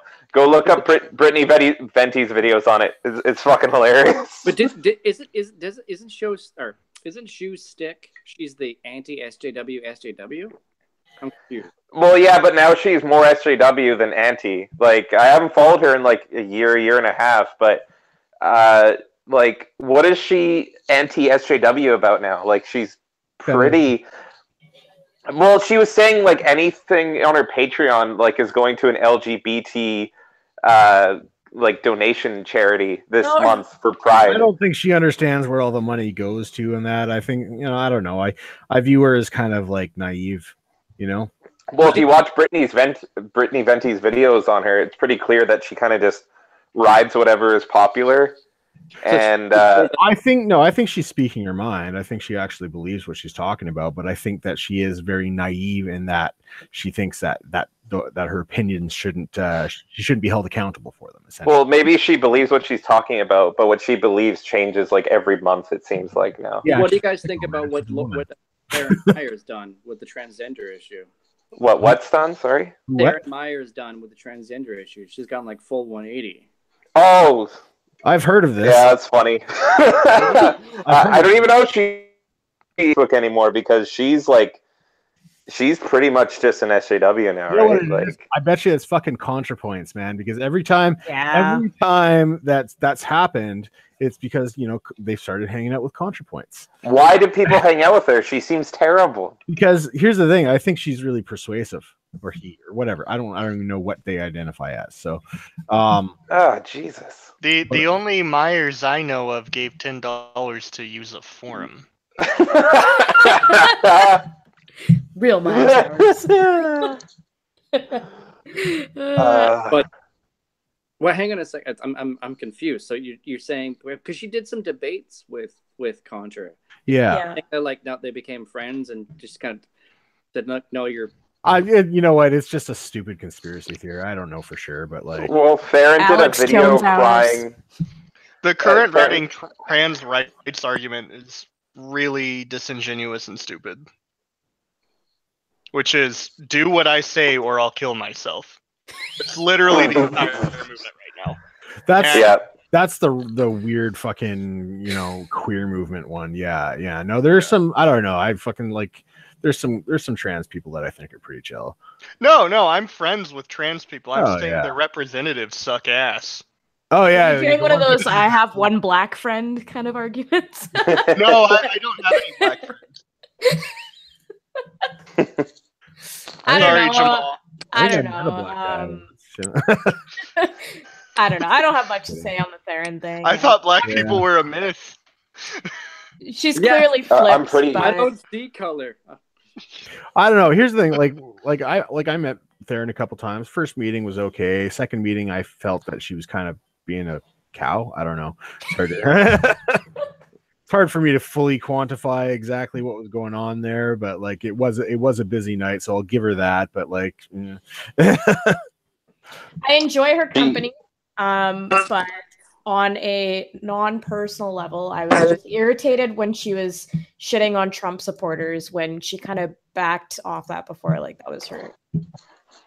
She was getting the whole MRA thing before, right? And then all of a sudden, yeah, and then Right. like full 180, and then she and then got mad at people. It was like, oh, well, you guys are all the bigots. And it's like, well, you literally pandered to this audience and now you're surprised that they disagree with you? yeah. You want to talk I some don't know. flip-flop action? I remember at a UBC, not UBC, sorry, it was an SFU free speech talk thing or whatever. I'd met her for the first time ever, and then Lauren was there too, and Oh, I know the one you're talking about. It's like the right to offend or whatever. Lauren or whatever was there too. Anyway, it was the after party thing or whatever, and she was chatting, and she was drunk, and she was yelling of Lauren because looked at her. Oh, he's more famous than me because she's blah blah blah blah blah. I'm like, that probably has nothing to do with it, but whatever. So she's already kind of, I think that was kind of brewing. Her revolt was slowly brewing because I don't think she was getting the popularity on the right that she was hoping on getting. Yeah. Well, like Wow. it's really difficult to say what happened there because, like, the chances are maybe she just genuinely changed her mind about a lot of things. In which case, fair enough. We all But, changed, right? Yeah, like I've I- changed my mind on a few things since 2014, and I'm I've fucking had the pushing 40. exact same political views since I was 3. Nice. Fuck yeah. So basically, what you're saying is you haven't learned anything new since then. No, No, he's saying he's perfect. I've learned plenty of new things, but they haven't changed my political stance. Oh, okay. At 3 years old, you're all ego, though. It's all me. Absolutely. Ah, okay. I'm a radical isolationist. I'm a radical isolationist. Never changed. I think that actually, I think the fact that you're actually communicating and being social right now pretty much means you're a failed radical isolationist. No, I'm okay with talking about how great I am in my opinions. Oh, okay, all right, fair enough. I think we all are. I don't know about you guys, but I'm fucking awesome. I mean, Just the silence is Yeah. I mean. Because you're all in awe. Miss. You're all That made in it awe. so good. No, I don't know. I know Theron personally, so I don't want to say. I know anything. it's hard for you. 'Cause I know her personally, and You cut out there. Oh no. It's probably for the best. Yeah. I still have no idea who that is. Theron? Yeah. 1 second, I'll link you. Theron Meyer, really? Are you Yeah, from he's Vancouver? from America. Yeah, He doesn't give no. a shit. Oh, okay, that makes sense. I only Yeah. tread on the land that God cares about. Oh, okay. She's pretty. So She was like, imagine shoe on head levels, but trans. so you're Oh, from- speaking of, she unfollowed me. Oh, okay. Well, anyways. Uh, Oh yeah, she I think she went on a mass unfollow. Maybe she's part of a block bot now. I think Charisma. on her alt, on my alt. Let me see here. Fucking I sent it to you, Shikaki. Oh, gaming and This'll be fun. pandas. Shikaki. What? That's the little Pokemans in the corner there in the Oh fuck! I think I follow you on Twitter or something, man. chat. Yeah, Shikaki's awesome. thank you. We just bants about Yu-Gi-Oh all the time. yeah. Problematic SJW, African, or I don't know what that means. Trans women are women. My belief: social justice for all, even white men. Probably not. Yeah, well, that's two things she has wrong: pro LGBT, women's issues. Okay, so anti-authoritarian. I'm pretty sure recently, like, she said that she's from South Africa and she doesn't feel that Lauren could properly assess that situation or something. No, Okay. she Black like Theron. was talking about Faith and that. She wasn't saying Lauren because Faith. I feel like she's hitting the same block like I am, right? Where it's like she knows Lauren personally, so she doesn't want to like say anything too aggressive about it. yeah, But yeah, she was bashing Faith Goldie, who honestly like is pretty similar to Lauren in a lot of ways. So she essentially, in my opinion, was bashing. Oh, I Lauren. remember this No. chick. She was on Louder with Crowder a while ago. yeah. Well, I was supposed to have like she was. There's this because I was part of Cafe for Vancouver Island, right? And there was a point there where we were actually supposed to have Theron come out for a talk. We were just under so much pressure and all that kind of stuff. I never actually was able to communicate with her about it. And then so I apologized because apparently I heard on the grapevine that she was taking it personally. Right. So I apologized. And it was, that thing where you send a Facebook message and, it, but then it's like they respond. Yeah. Did you say please respond? Yeah. I showed you my dick. Now answer me. Yeah. They dropped out all the vowels too. Did you say I showed you my dick? Now show me yours. I should have. Fuck. I might have gotten a laugh at least. Oh my god. Yeah. So Milk truck has arrived. I don't do A cafe. milk truck has arrived. So there's that's a running joke. So a lot of these like thoughts will post photos on Facebook or whatever, and then their Facebook, whatever you want to call it, gets flooded with all these Indian guys. And Yeah. a lot of guys said one guy posted milk truck has arrived and photo of a milk truck because this girl had big boobs. Another one's like Bob's show Bob's Jean and like baby U-sex and all this stuff, and it's quite funny how thirsty Indian guys are. I mean, Actual Indian guys, not. Hey, Jamie, are you actually going to this thing with Sam Harris and Jordan Peterson? Native American guys are thirsty too. Alcoholism is a huge problem in that community. There's a thing with Sam Harris. Yeah, There's you a thing with invited Sam to- Harris even knows, so probably not. Okay, you invited me to it on fucking. Oh yeah, no, we're not going. We just invited you because we thought you'd like it. You love. I was doing, doing you a favor. Or like he loves the lobsters, so he'll want to go to it. Yeah. Yeah. I like Jordan Peterson. I'm not a huge fan of Sam Harris. So. I'm not a huge fan of Sam Harris. I like Jordan Peterson, but I don't put him up on a pedestal, and I don't need to see him every time he comes to town. And I noticed that CBC is starting to do hit pieces on Jordan Peterson now. Like Wendy. Oh fuck. CBC, Vice, fucking everything. Everybody who's like left of center with the pulse. Well, no, not everybody. Okay, so I have a question for you, EJ, because you follow Peterson more than I do. Okay. And I really don't know much about him besides, he's okay. I'm seeing a lot of drama lately where like some people on the right are disassociating with him and saying he's backpedaling on some stuff. Do you know anything about this? What's going on? Okay, I'm a few weeks out of date because since I moved, I haven't been online as much. Yeah. But my general understanding up until the end of May was that the actual alt-right, you know, like the ones that actually like can't stand the fucking Jews and Oh yeah, those like ones. the retarded aspect. Yeah, of it, retarded idiots on that end of the spectrum. Basically, we're challenging him because somebody had asked the Jewish question at one of his talks, and he said, like, look, I'm not going to answer that, you know, like. Yeah. He did. Oh yeah, but he answered it later. He answered it later because people on the other side were saying that he was dog whistling to the alt-right. That, oh yeah, but it was kind of funny because the actual alt-right were calling him a piece of shit and a coward and all this kind of stuff, and then the fucking the far left was all like, oh, he's dog whistling to them, and it's just like, are you a fucking moron or what? Like, anyways. So he spoke out on that, and what is it? Fucking Richard Spencer spoke out against him, and a bunch of other fucking actual alt-right figures, basically saying that he was shilling for the Jews and fucking because he worked with Ezra Levant. So I don't know. The alt-right didn't really like him before that anyway, though. Oh, I know, and that's the funniest thing to me, right? The Jewish question is a trap. Yeah, to get people to either have to side with the alt-right and saying, oh yeah, it is a problem that Jews are overrepresented in these demographics, or look to ignore a fact. You know what's fucked up is I handled the Q&A at a screening of The Red Pill, right? Mm-hmm. And fucking one of the questions was the Jewish question. I'm like, where are we right now? You know? And it was the libertarian candidate for fucking Victoria too. And I was like, oh my God, really? That's kind of amazing, though. I asked a social justice warrior before if she would be able to cooperate with the alt-right and fire all the white people from Hollywood, but only the Jewish ones. Because that's a compromise.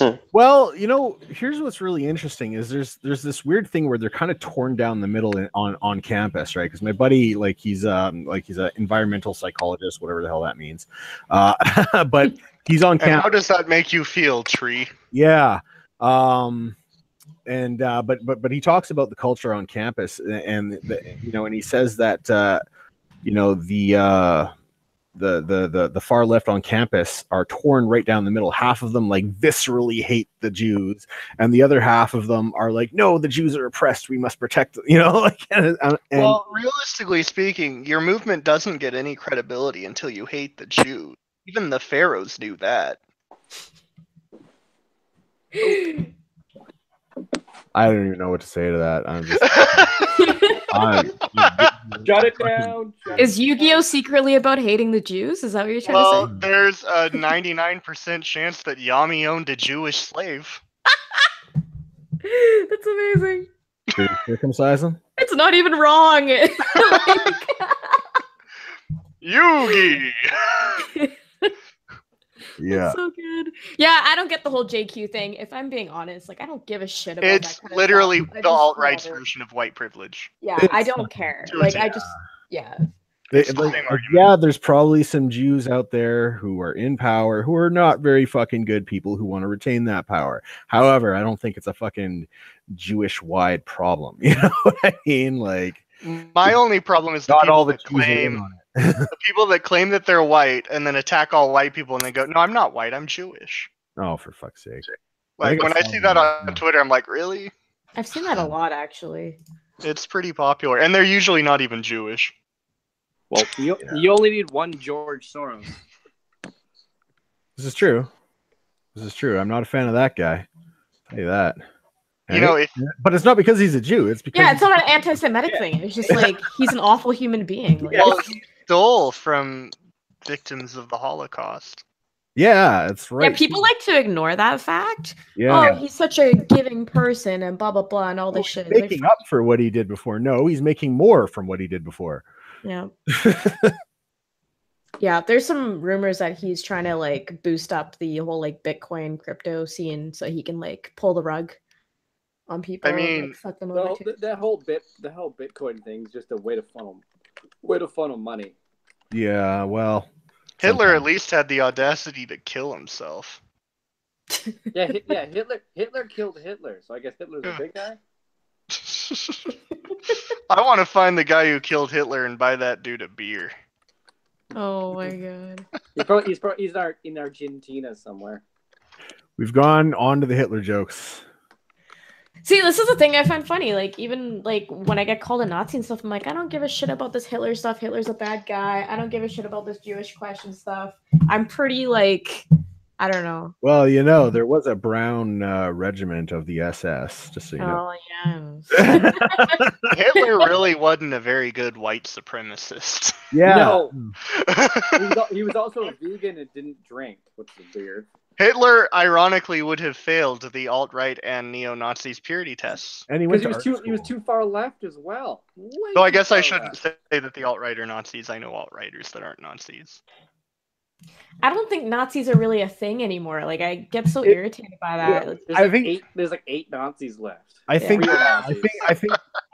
Well, there is a distinction between like back in the 80s and 90s, they called them neo-Nazis, and that was a distinction. They weren't original Nazis, but they kind of adopted some of the same things. Now, I think there are plenty of neo-Nazis. Yeah, it's different. And when I say Nazis, that's usually what I mean, or I say Nazi LARPers when I think that they're fucking playing it for the troll. I use Nazi LARPers a lot, and it actually like really pisses them off when I do it. Yeah. Speaking of LARPing as a Nazi, are we getting that Muslim in here or what? Do you want him to come in? Yes, do it. Yes. I've waited. I mean, I'll see if he's still around. I've waited so patiently. You pretty much announced exactly what you plan to do to him. So, I mean, if he comes in at this point, that's all. I'm convinced he's a troll. I'm convinced he's not. That guy can't be serious. No it's way. an emos yeast emos yeast kind of thing. My You know understanding from listening to last time is he actually had a decent working knowledge of what he was talking about. He's just fucking batshit crazy on a few matters. I can't believe a radical Muslim would be batshit crazy. Actually, Jamie brought up an interesting point last time, is that he was saying like peace be upon him to Jesus too, which is not a common knowledge thing. So yeah, I think knows what he's talking about. Yeah, because Jesus was one of the prophets, right? So I mean, yeah. So it's not a common thing. Like even a lot of people. What happens when you LARP? That's what happens. You learn about it. Sorry, go ahead. You cut out, but no, I was saying it happens when you, because I've seen quite a few debates from Muslim apologists, and they try and equate that peace be upon him thing to it's to any prophet. No, it's specifically in Islam where it's peace be upon him. Like Christians don't do that, Buddhists don't do that, no other religions do that. That's strictly a Muslim or an Islam thing. So that whole peace be upon all prophets. Like, no, hang on a second. Islam believes that Muhammad was the only prophet. There also, are prophets, but there was no one true prophet. They think Jesus was a prophet, but he wasn't the number one prophet. Yes, I haven't read the end of the Quran or anything, but Muhammad died. Like, I mean, he was either right and has peace. See. What's funnily enough, actually, is the way Muhammad died, as he said, I can't remember exactly, but it was something like if someone complains about pain in their chest, that means they're a betrayer, and he was poisoned, and he was screaming in pain when he died, and he was talking about being in pain in that specific area. It was like the aorta. So by his own words, he's a betrayer. Yeah. Well, I think it was the aorta. That was it. I think there is a lot of fucking propaganda out there regarding Islam on both sides. Actually, I firmly believe that. Like, I've caught out some right wing stuff that was like, wait, that's not what happened. I've seen this video, you know. And my own personal experiences with them is I've never had a bad experience with a Muslim that I've met in person. I've met plenty because I used to live right across the street from the mosque in Victoria, right? Mind you, those are more secularized Muslims. Those are the ones where, you know, their daughters don't have to wear the hijab, you know, like. One of my best friends is a Muslim. The guy smokes, or drinks. Yeah, they're not supposed to. Bangs hookers, yada yada. They're secularized, right? Like, and I think when they're normal guy, you know, Western secularized Muslims, like, I have zero fucking problem. But it's not. But the problem isn't with them. It's the 60% that agree with suicide bombings. Okay. 10% that do the suicide. I know what study you're quoting. The problem with that study is it did not measure in North America. It only measured in parts of Europe and the Middle East. No. Well, yeah, which is where all the Muslims are. Oh yeah, for sure. No. Don't get me wrong. No, there, that's what I was saying before. Yeah. Like, it's not the Westernized Muslims aren't the problem. Mhm. It's the other. It's like I said, it's the 60% that agree with suicide bombings. You take 1.2 billion people. 60% of 1.2 billion people is 700 million, and then you take the 1% or 2% or whatever it was that are willing to do suicide bombings. Yeah, those are the problem. And there's a lot of, immigration and stuff that's happening from these areas where they still have these kind of like backwards beliefs about that sort of thing, right? Right. And how do you incorporate that ideology into Western ideology? Well, the West and the East are two different cultures. Well, that's the concern. That's where the secularization comes in. Like the Christians kind of learned this during the Enlightenment, that the right idea was to be like tolerant of other religions, especially. That was the number one thing, right? Because that was their mistake. They were just coming tolerant of two other religions. Well, no. Well, no, because they were just coming out of the 30 Years' War, and that's when all the Protestants and Catholics were like fucking butchering each other in the streets in Europe, all over Europe, right?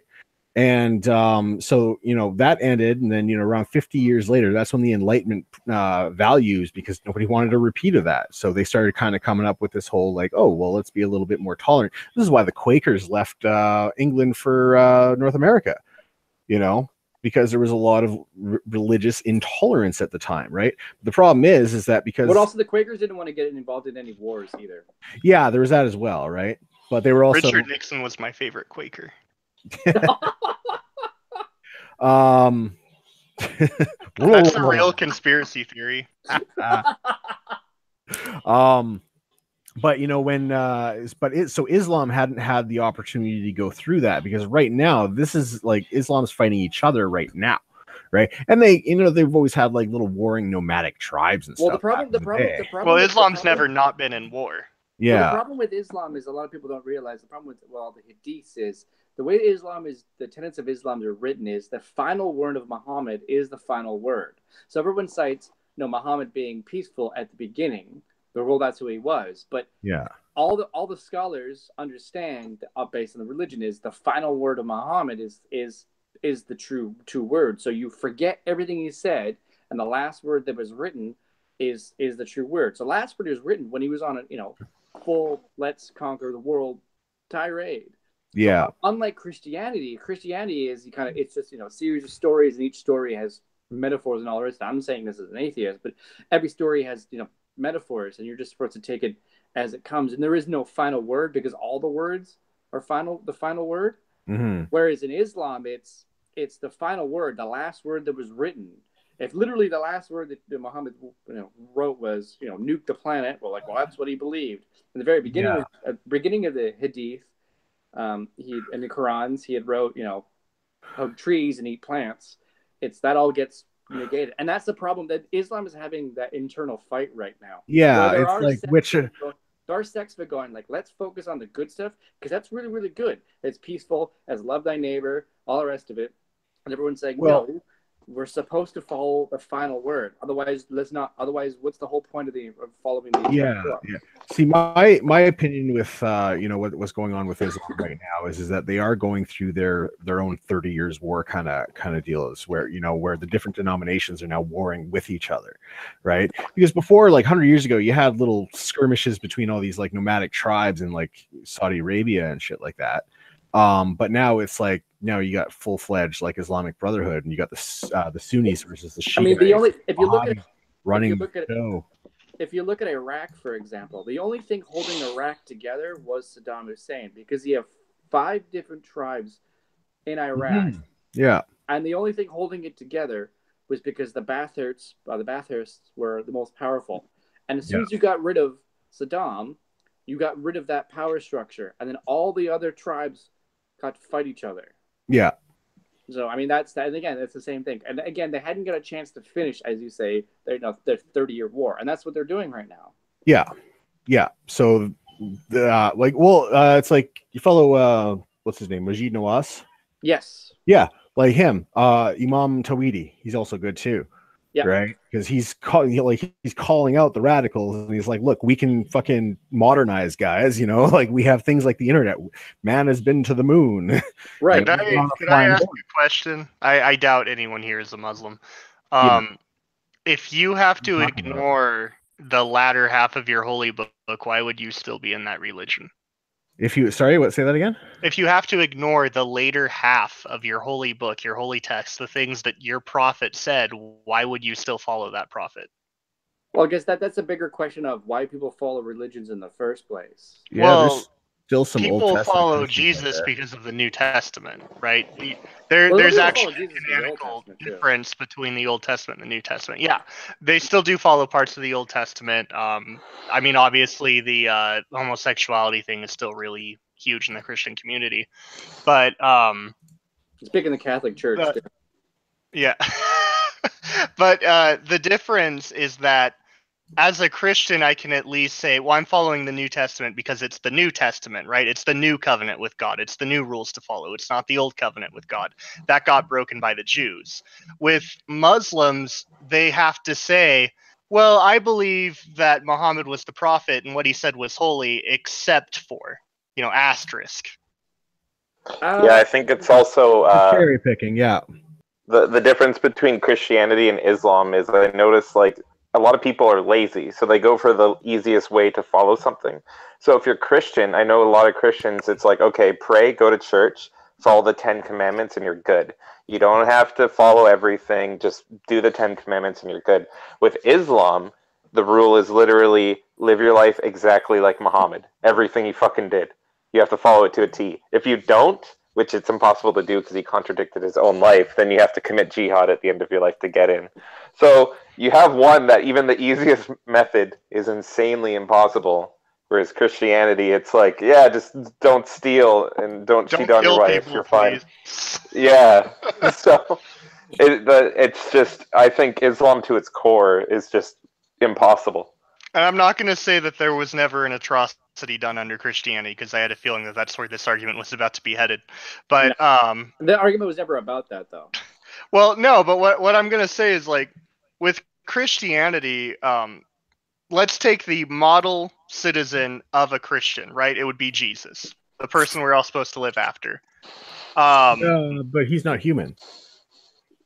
I said citizen, not human. Okay, but he was without sin. No, I don't think Jesus is a good example for that. He's who you're supposed to model your life after.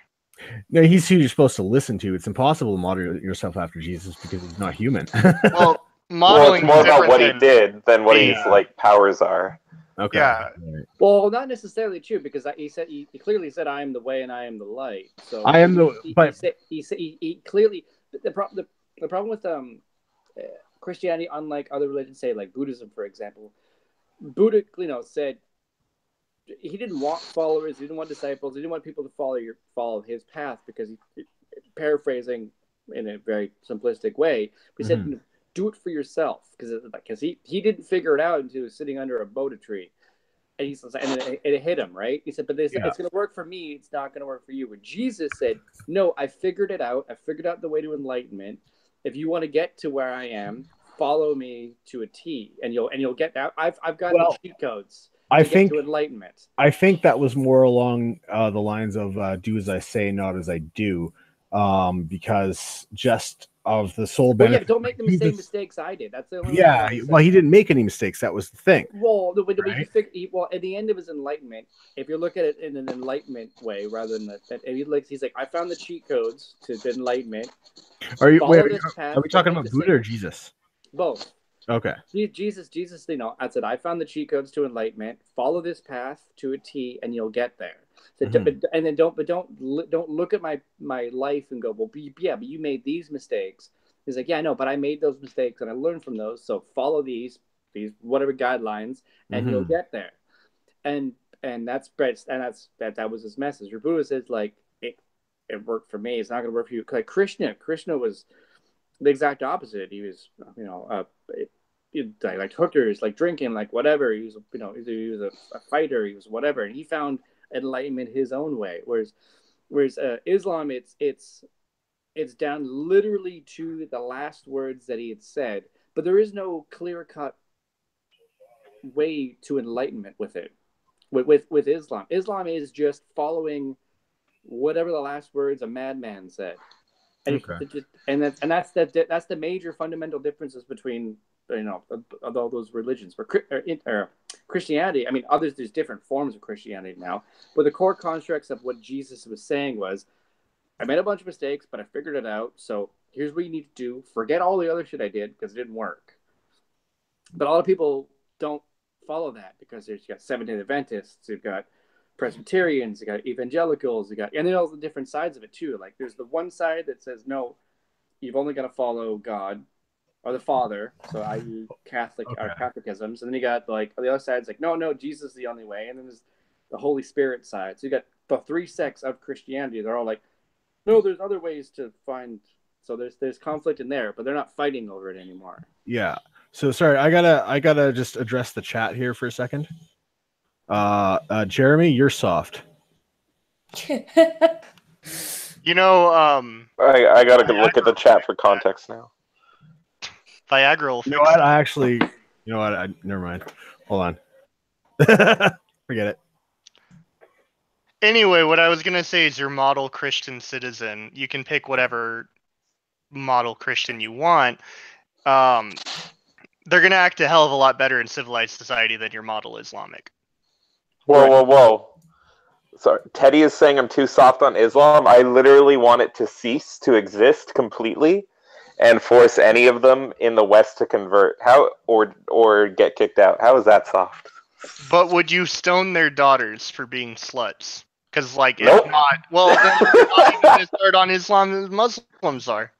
Yeah, you got me there. I think I tried to get my daughter stoned once, but that didn't work out. Different stone, DJ. Different stone. Different stone. You have to wait until they hit the double digits. Yeah, unlike Muhammad. I disavow. My daughter's 20, so. No, I was making a joke. No, you have to wait until they hit the double digits, unlike Muhammad. Yeah, okay. No, he didn't. Because he beat and raped his 9-year-old wife. Oh my god. All right. At least he married her when she was 6, so at least he waited a bit. What a gentleman. Do you have any other topics in mind here, or are we going to beat this dead horse?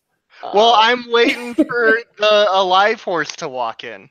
I don't know if the live horse is coming today. Immediately he comes in. No, I don't think the live horse is coming today. Well, that's good, because against me, he probably would have bombed. So, video games. Back to video. Full circle. This is what's happening. Well, circle. Okay, yeah, full circle. Why is there no good video games where I can be a crusader and in like the Third Crusade and just defend Jerusalem by sword? I want it. Actually, Souls. But actually. Isn't there like fucking that? What's that game? Fucking, aren't you a crusader in like Dark Souls or some shit? Yeah, but you fight like demons. I wanna fight Islam. You want to fight the Saracen? Yeah, exactly. Yeah, I see what you're saying. I bought every game where you're a crusader, and in every single one, because they're all like $1 or $2 because they didn't do any good. But in every single one, you fight demons. What about Crusader Kings? Isn't that supposed to be like? Crusader Kings is like top down, and it's like you know.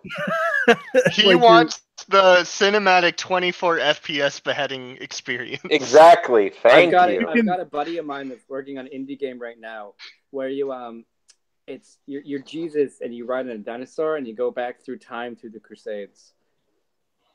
Wouldn't that? Be I'll pre-order that shit. Get me the name. Side scroller too. Wouldn't that be forward in time? Or well, so it's a Back to the Future thing. He's working on the basics of it. He's still working on the kinks. But yeah, he's working through the whole resurrection and all the rest of it. And you come back to life as a zombie and all that shit. But you start off running a dinosaur. I had a friend who told me he was a vegetarian, and I was like, wait, if you're a vegetarian, how the fuck do you eat steaks?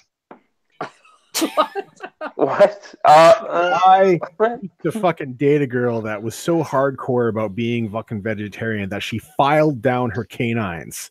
What? Oh my god! I am not kidding. Holy shit, I got out. Probably You the know, best like, BJ fucking you ever got, shoot though. Yeah, not really. Wait, Depends so if you she'll like eat teeth. your meat? But she wouldn't chew it.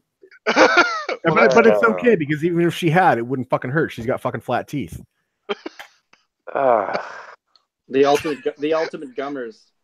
I'm no, just imagining this white hipster feminist with bright blue hair stretching her Oh my neck out God, and just like eating a leaf off a tree. So fucking close.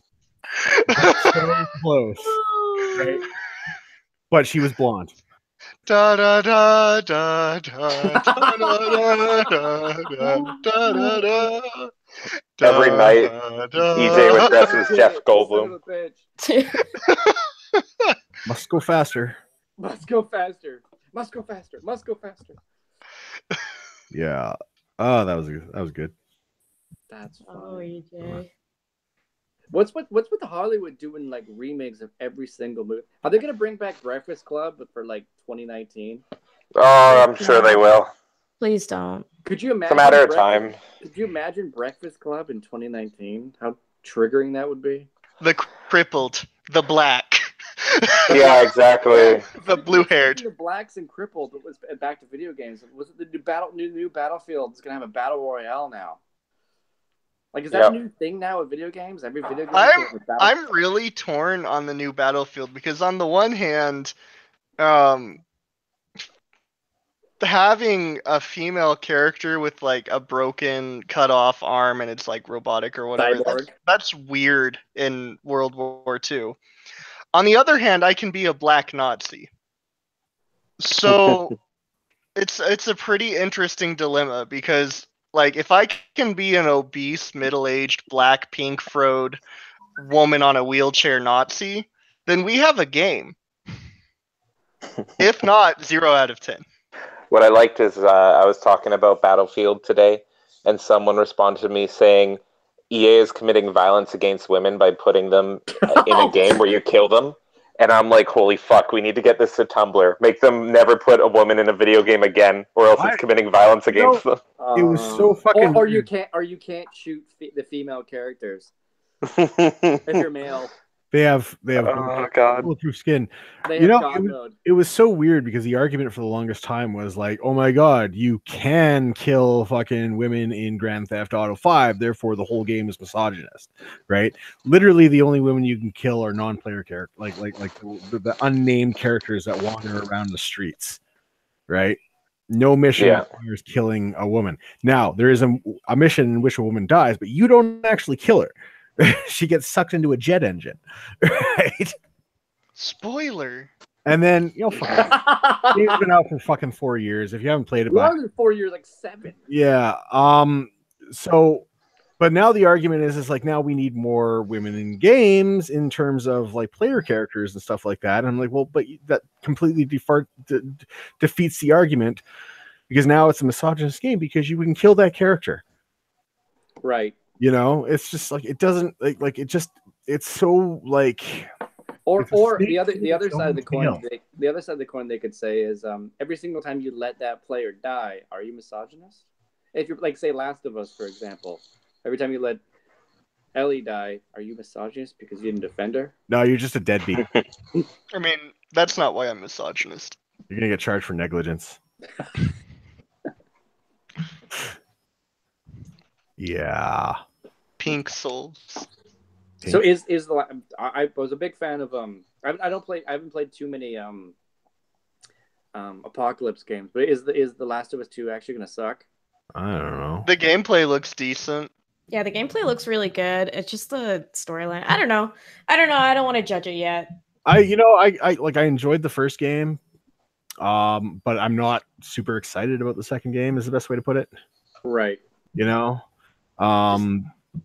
whole post-apocalyptic thing is just so overdone now. Who cares? Well, Same with Fallout, Fallout 76, yeah. Everything's overdone. You're not going to escape that. There's very few original ideas coming out. No one wants to take risks anymore, unfortunately. Well, they want to go for the thing that's a surefire, formula, right? And the thing is blockbuster games. Hollywood started doing this years ago, and now it's kind of funny because every once in a while they'll break the formula and they'll make a shitload of money. It's almost worth like breaking the formula more often, Like when they did Deadpool, it was the first R-rated superhero film. You look at like somebody else I was reading an article saying that like Hollywood's doing the big cheesy blockbusters, and then like stuff like Netflix, they're doing actual thrillers and dramas and all that stuff. Netflix, yeah. That used to be. I mean, those movies used to be big blockbusters, and like if you wanted a big hard-hitting drama, you went to the movie theater. But now it's the other way around. If you want Netflix. Like a silly shut your brain off action movie, you go to you pay your $10 or whatever it is. But if you want honestly, I'm more impressed by Netflix originals than I have been of any major film release so far this year. How about that House of Cards? I never watched it, actually, and I'm not into Kevin Spacey. The original BBC one was good. I thought it was really weird that they tied the show in with real life with that Kevin Spacey pedophile charge. Yeah. Wait, they actually made that canon in the show too? No, I'm joking. Oh, okay, it's like what the fuck? I think he got replaced in the show. His character. Yeah, they fired him. I'm pretty sure. Oh, okay. I was like, what the hell? Well, I like the fact his character in House of Cards was bisexual. So there was a tease to that because there was one scene, I think it was in season 1, where him, his wife, and his bodyguard had a threesome. So and there was like, oh my god. Yeah, maybe that's where he got the idea from in real life. He's like, oh, if I'm bisexual, I'm fine. Have you guys ever seen Sense8? I've been recommended it, but oh my god. Okay, so spoiler alert. I got to share this because Allie and I watched the finale the other night, and it was fucking. And I made this prediction that it was going to end. The last scene was going to be a shot of the dildo that was in one of the first scenes. Dripping with moisture after a transgender kid just got banged. And I made this joke. I'm like, watch, the last scene is going to be the fucking dildo. And the last scene was the fucking dildo, the little rainbow dildo. Oh my god. I couldn't fucking. Yeah, I don't want to watch this show now. This isn't really selling it to me, no. The last 10 minutes of the fucking movie was an orgy. And this is a movie called Sense8? Sense8, like sense the letter 8. It's a pretty cool concept. It's like fucking about 7 or 8 different people who all share each other's experiences. Like they're all essentially one person, but in 7 or 8 different bodies, right? So it was a pretty cool concept because they could share their skills and like expertise with each other on a dime and communicate with each other across the world, essentially, right? But then it just got way too fucking orgy. It was like Orgy the movie. I swear to God. Just hearing that, I immediately thought, oh, the twist ending is one of them is some kind of a psychopath making the other 7 up. See, that might have been a good ending. So it's degenerate as fuck is what I'm getting from this. But it was cool, but yes, it was degenerate as fuck. Todd Howard would not let it buy Skyrim. That's pretty bad. He wants everyone to buy Skyrim. So did you saw that skit with fucking which one is he? Key or Peele? I forget which one he is. Yeah, like the whole the Amazon Echo thing. Yeah, you know that's a real app you can get on your Echo now. Yeah. Yep. Oh my crazy. God. Very special edition. Like I thought they were like totally being just cringy as fuck, poking fun at themselves. Yeah. No, look, Todd's in on the joke, and then someone finds it. It's like, oh wait, oh fuck, he's not. He wants it on everything. What if it's a virus and it's like not actually done by Bethesda? I don't know. I refuse to buy one of those things, so I can't test it out. But those things fucking record your conversations and send them to random people. I don't know why anybody pays money to be spied on. Do you have a cell phone? Do you own a cell phone? Okay, no, but I get that argument. But it's like the Alexa is like deliberately. Literally that. Yeah. Yeah. Like a cell phone has other uses, and it's like something that happens in the background. But like a fucking Alexa, it's like you literally like know that it's recording your voice. You know, they always said at the high reaches of government that people would never willingly allow fucking the government to spy on them in their own homes. But no, they not only willingly allow it, they go out and pay for the right to be spied on. Yeah, I had someone go to me and be like, should I get the Amazon one or the Google one? and I sent her all this Vault 7 shit, and I'm like, here's why you shouldn't buy one. It's like literally blatant spying and everything. You're just letting this into your home for like a little convenience. Here's the thing. And she was like, well, I don't care about that. I wouldn't give a shit if they were spying on me if they fucking gave me the stuff for free. You know, I feel like that's a fair trade. Give me the shit for free, then you can spy on me all you want. Because so you like Google and Facebook then because they give you that service for free and they spy on you? Not necessarily. Okay, well, no, I'm just saying. Like, the thing is I utilize Google and Facebook. Yeah. But I know that they spy on me. That's why I'm very careful about what I say on it. I find the whole like Facebook Messenger thing so fucked up. Well, those conversations are permanently recorded. Oh yeah, for sure. Well, no, like I realized that after fucking like I would have a conversation about like I don't know, Crocs or something like that, and then I get an ad for Crocs on Facebook, and I was like, no, I feel like I think it was Allie that told me the story, but like you guys were talking about Fruit Loops or some random shit on like voice chat, and then all of a sudden an ad came up. Yeah. On Facebook for her as like an ad. Yeah, I think I remember that. I can't remember. It was something similar. It was at my parents' house, and I had said something. I had my phone off on the table, blah blah blah, and then a couple of days later, I saw ads for the thing I was talking about on my Facebook feed. My phone was off. Well, not like powered off, but it was sitting on the table.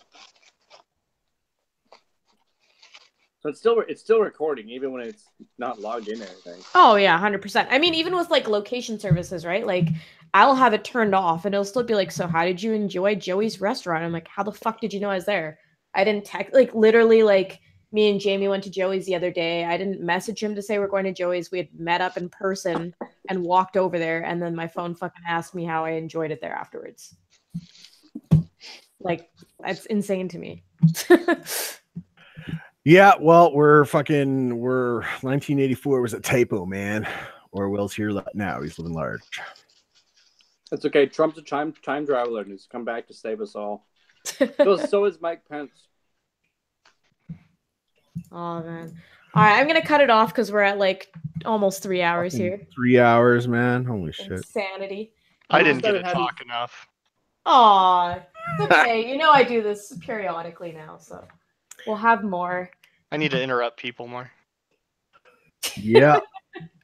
I'm experimenting. Like the first stream, it was like I brought one person in at a time, and then maybe one or two. This time I was like, let's just throw people in. Your girlfriend's experimenting. No. Well, I'm thinking about. I'll get the stones. I'm thinking about getting back onto the old YouTube channel and fucking doing videos up again. You should. You did really well. Well, it was, you know what it was? It was right around the time all that weird fucking political divide just like cut like a knife through my entire Twitter community that I was like, what the fuck is happening? Yeah. And so I kind of like, I got burned out. And it was right after the election, right? So yeah, I got burned out, but I want to go back and go a little bit. I want to fucking tell about the fucking, I got this idea for a history of the culture war from 2011 until now. And that's basically, I want to do that. Yeah. Well, that's a good opportunity for everyone to show their work. So if EJ, you want to show your channel, feel free. Oh, fuck. So the 6 people watching, one of which is me. Hey, you never know. I mean, my other stream got 200 views, so people watch. Well, 200. All right. Well, I'd rather show my book. I'm just gonna fucking. Okay. Yeah. Check out my fucking shitty little fantasy novel. That's like 500 and something pages. So it's not little, nor is it shitty. It's pretty good. You can Google my name. Oh wait, no, I'm Black Friday right now, aren't I? What's the title of the book? You want to give us the title? Well, this is a marketing ploy here. I gotta create interest so they go looking for it. Jesus. No. Okay, it's called Children of the Halo, by EJ Spurl, and that's me, EJ. Has Microsoft tried to sue you for that name yet? No. What about PUBG? People always get fucking confused. Like when I first published it, people were all like, "Oh, is it about Halo?" And I was just like, "Fuck no." Halo didn't invent the Halo. Yeah, I know. I was like, "Come on now." There's actually a pretty large collection of books. Oh, I know. It's just Microsoft and Halo have been very Jewy lately. So Jewy. That's all. Jewy. Yeah. The reaching beyond the reach. Is that like Chewbacca with a yarmulke? A little bit, yeah. Yeah. Okay. Very, very greedy Chewbacca. No. Shikaki, if you want to say where people can find you, go You for know it. who I am. Well, yeah, I know who you are. Vaguely. I'm saying that to your chat. Okay, I was gonna say, yeah. You know what I'm about. Yeah, my name is Mr. Shikaki. Right now, I'm very sexually frustrated not being able to debate the Muslim. I'll That- let him that know was- that that you was want to debate disappointing. him. I'll Can let him- I actually give you a message to send? Yeah, go ahead. You can. Okay. Are you gonna You debate can him or bait him? Tweet it at me. Am I gonna what or what? Are you gonna debate him or bait him? We'll see what happens. Please bait. It'll be Masturbate. great. Okay. Yeah, feel free to send me that message. I can forward it. I don't care. You should just start a YouTube series where you openly debate Muslims for sexual relief. Oh, that channel will last fucking a long time. I'd watch. Yeah, me too. For all 30 seconds it's allowed on. Cam, if you want to say where to find you, if you feel. you wanna do that. Quattro Cabbage on Twitter. Quattro Cabbage. Awesome, awesome. You know where to find me and Jamie, so I'm not even gonna bother with that. So like 4 cabbages. I know where Yes. you live. 4 cabbages. Actually, you do Holy know where I live. I do. Been there a number of times. We're all getting doxxed. Oh no! Oh, doxed. All right, guys, I'm gonna shut it down. All right. Bye. Oy vey. See ya. I'm waiting.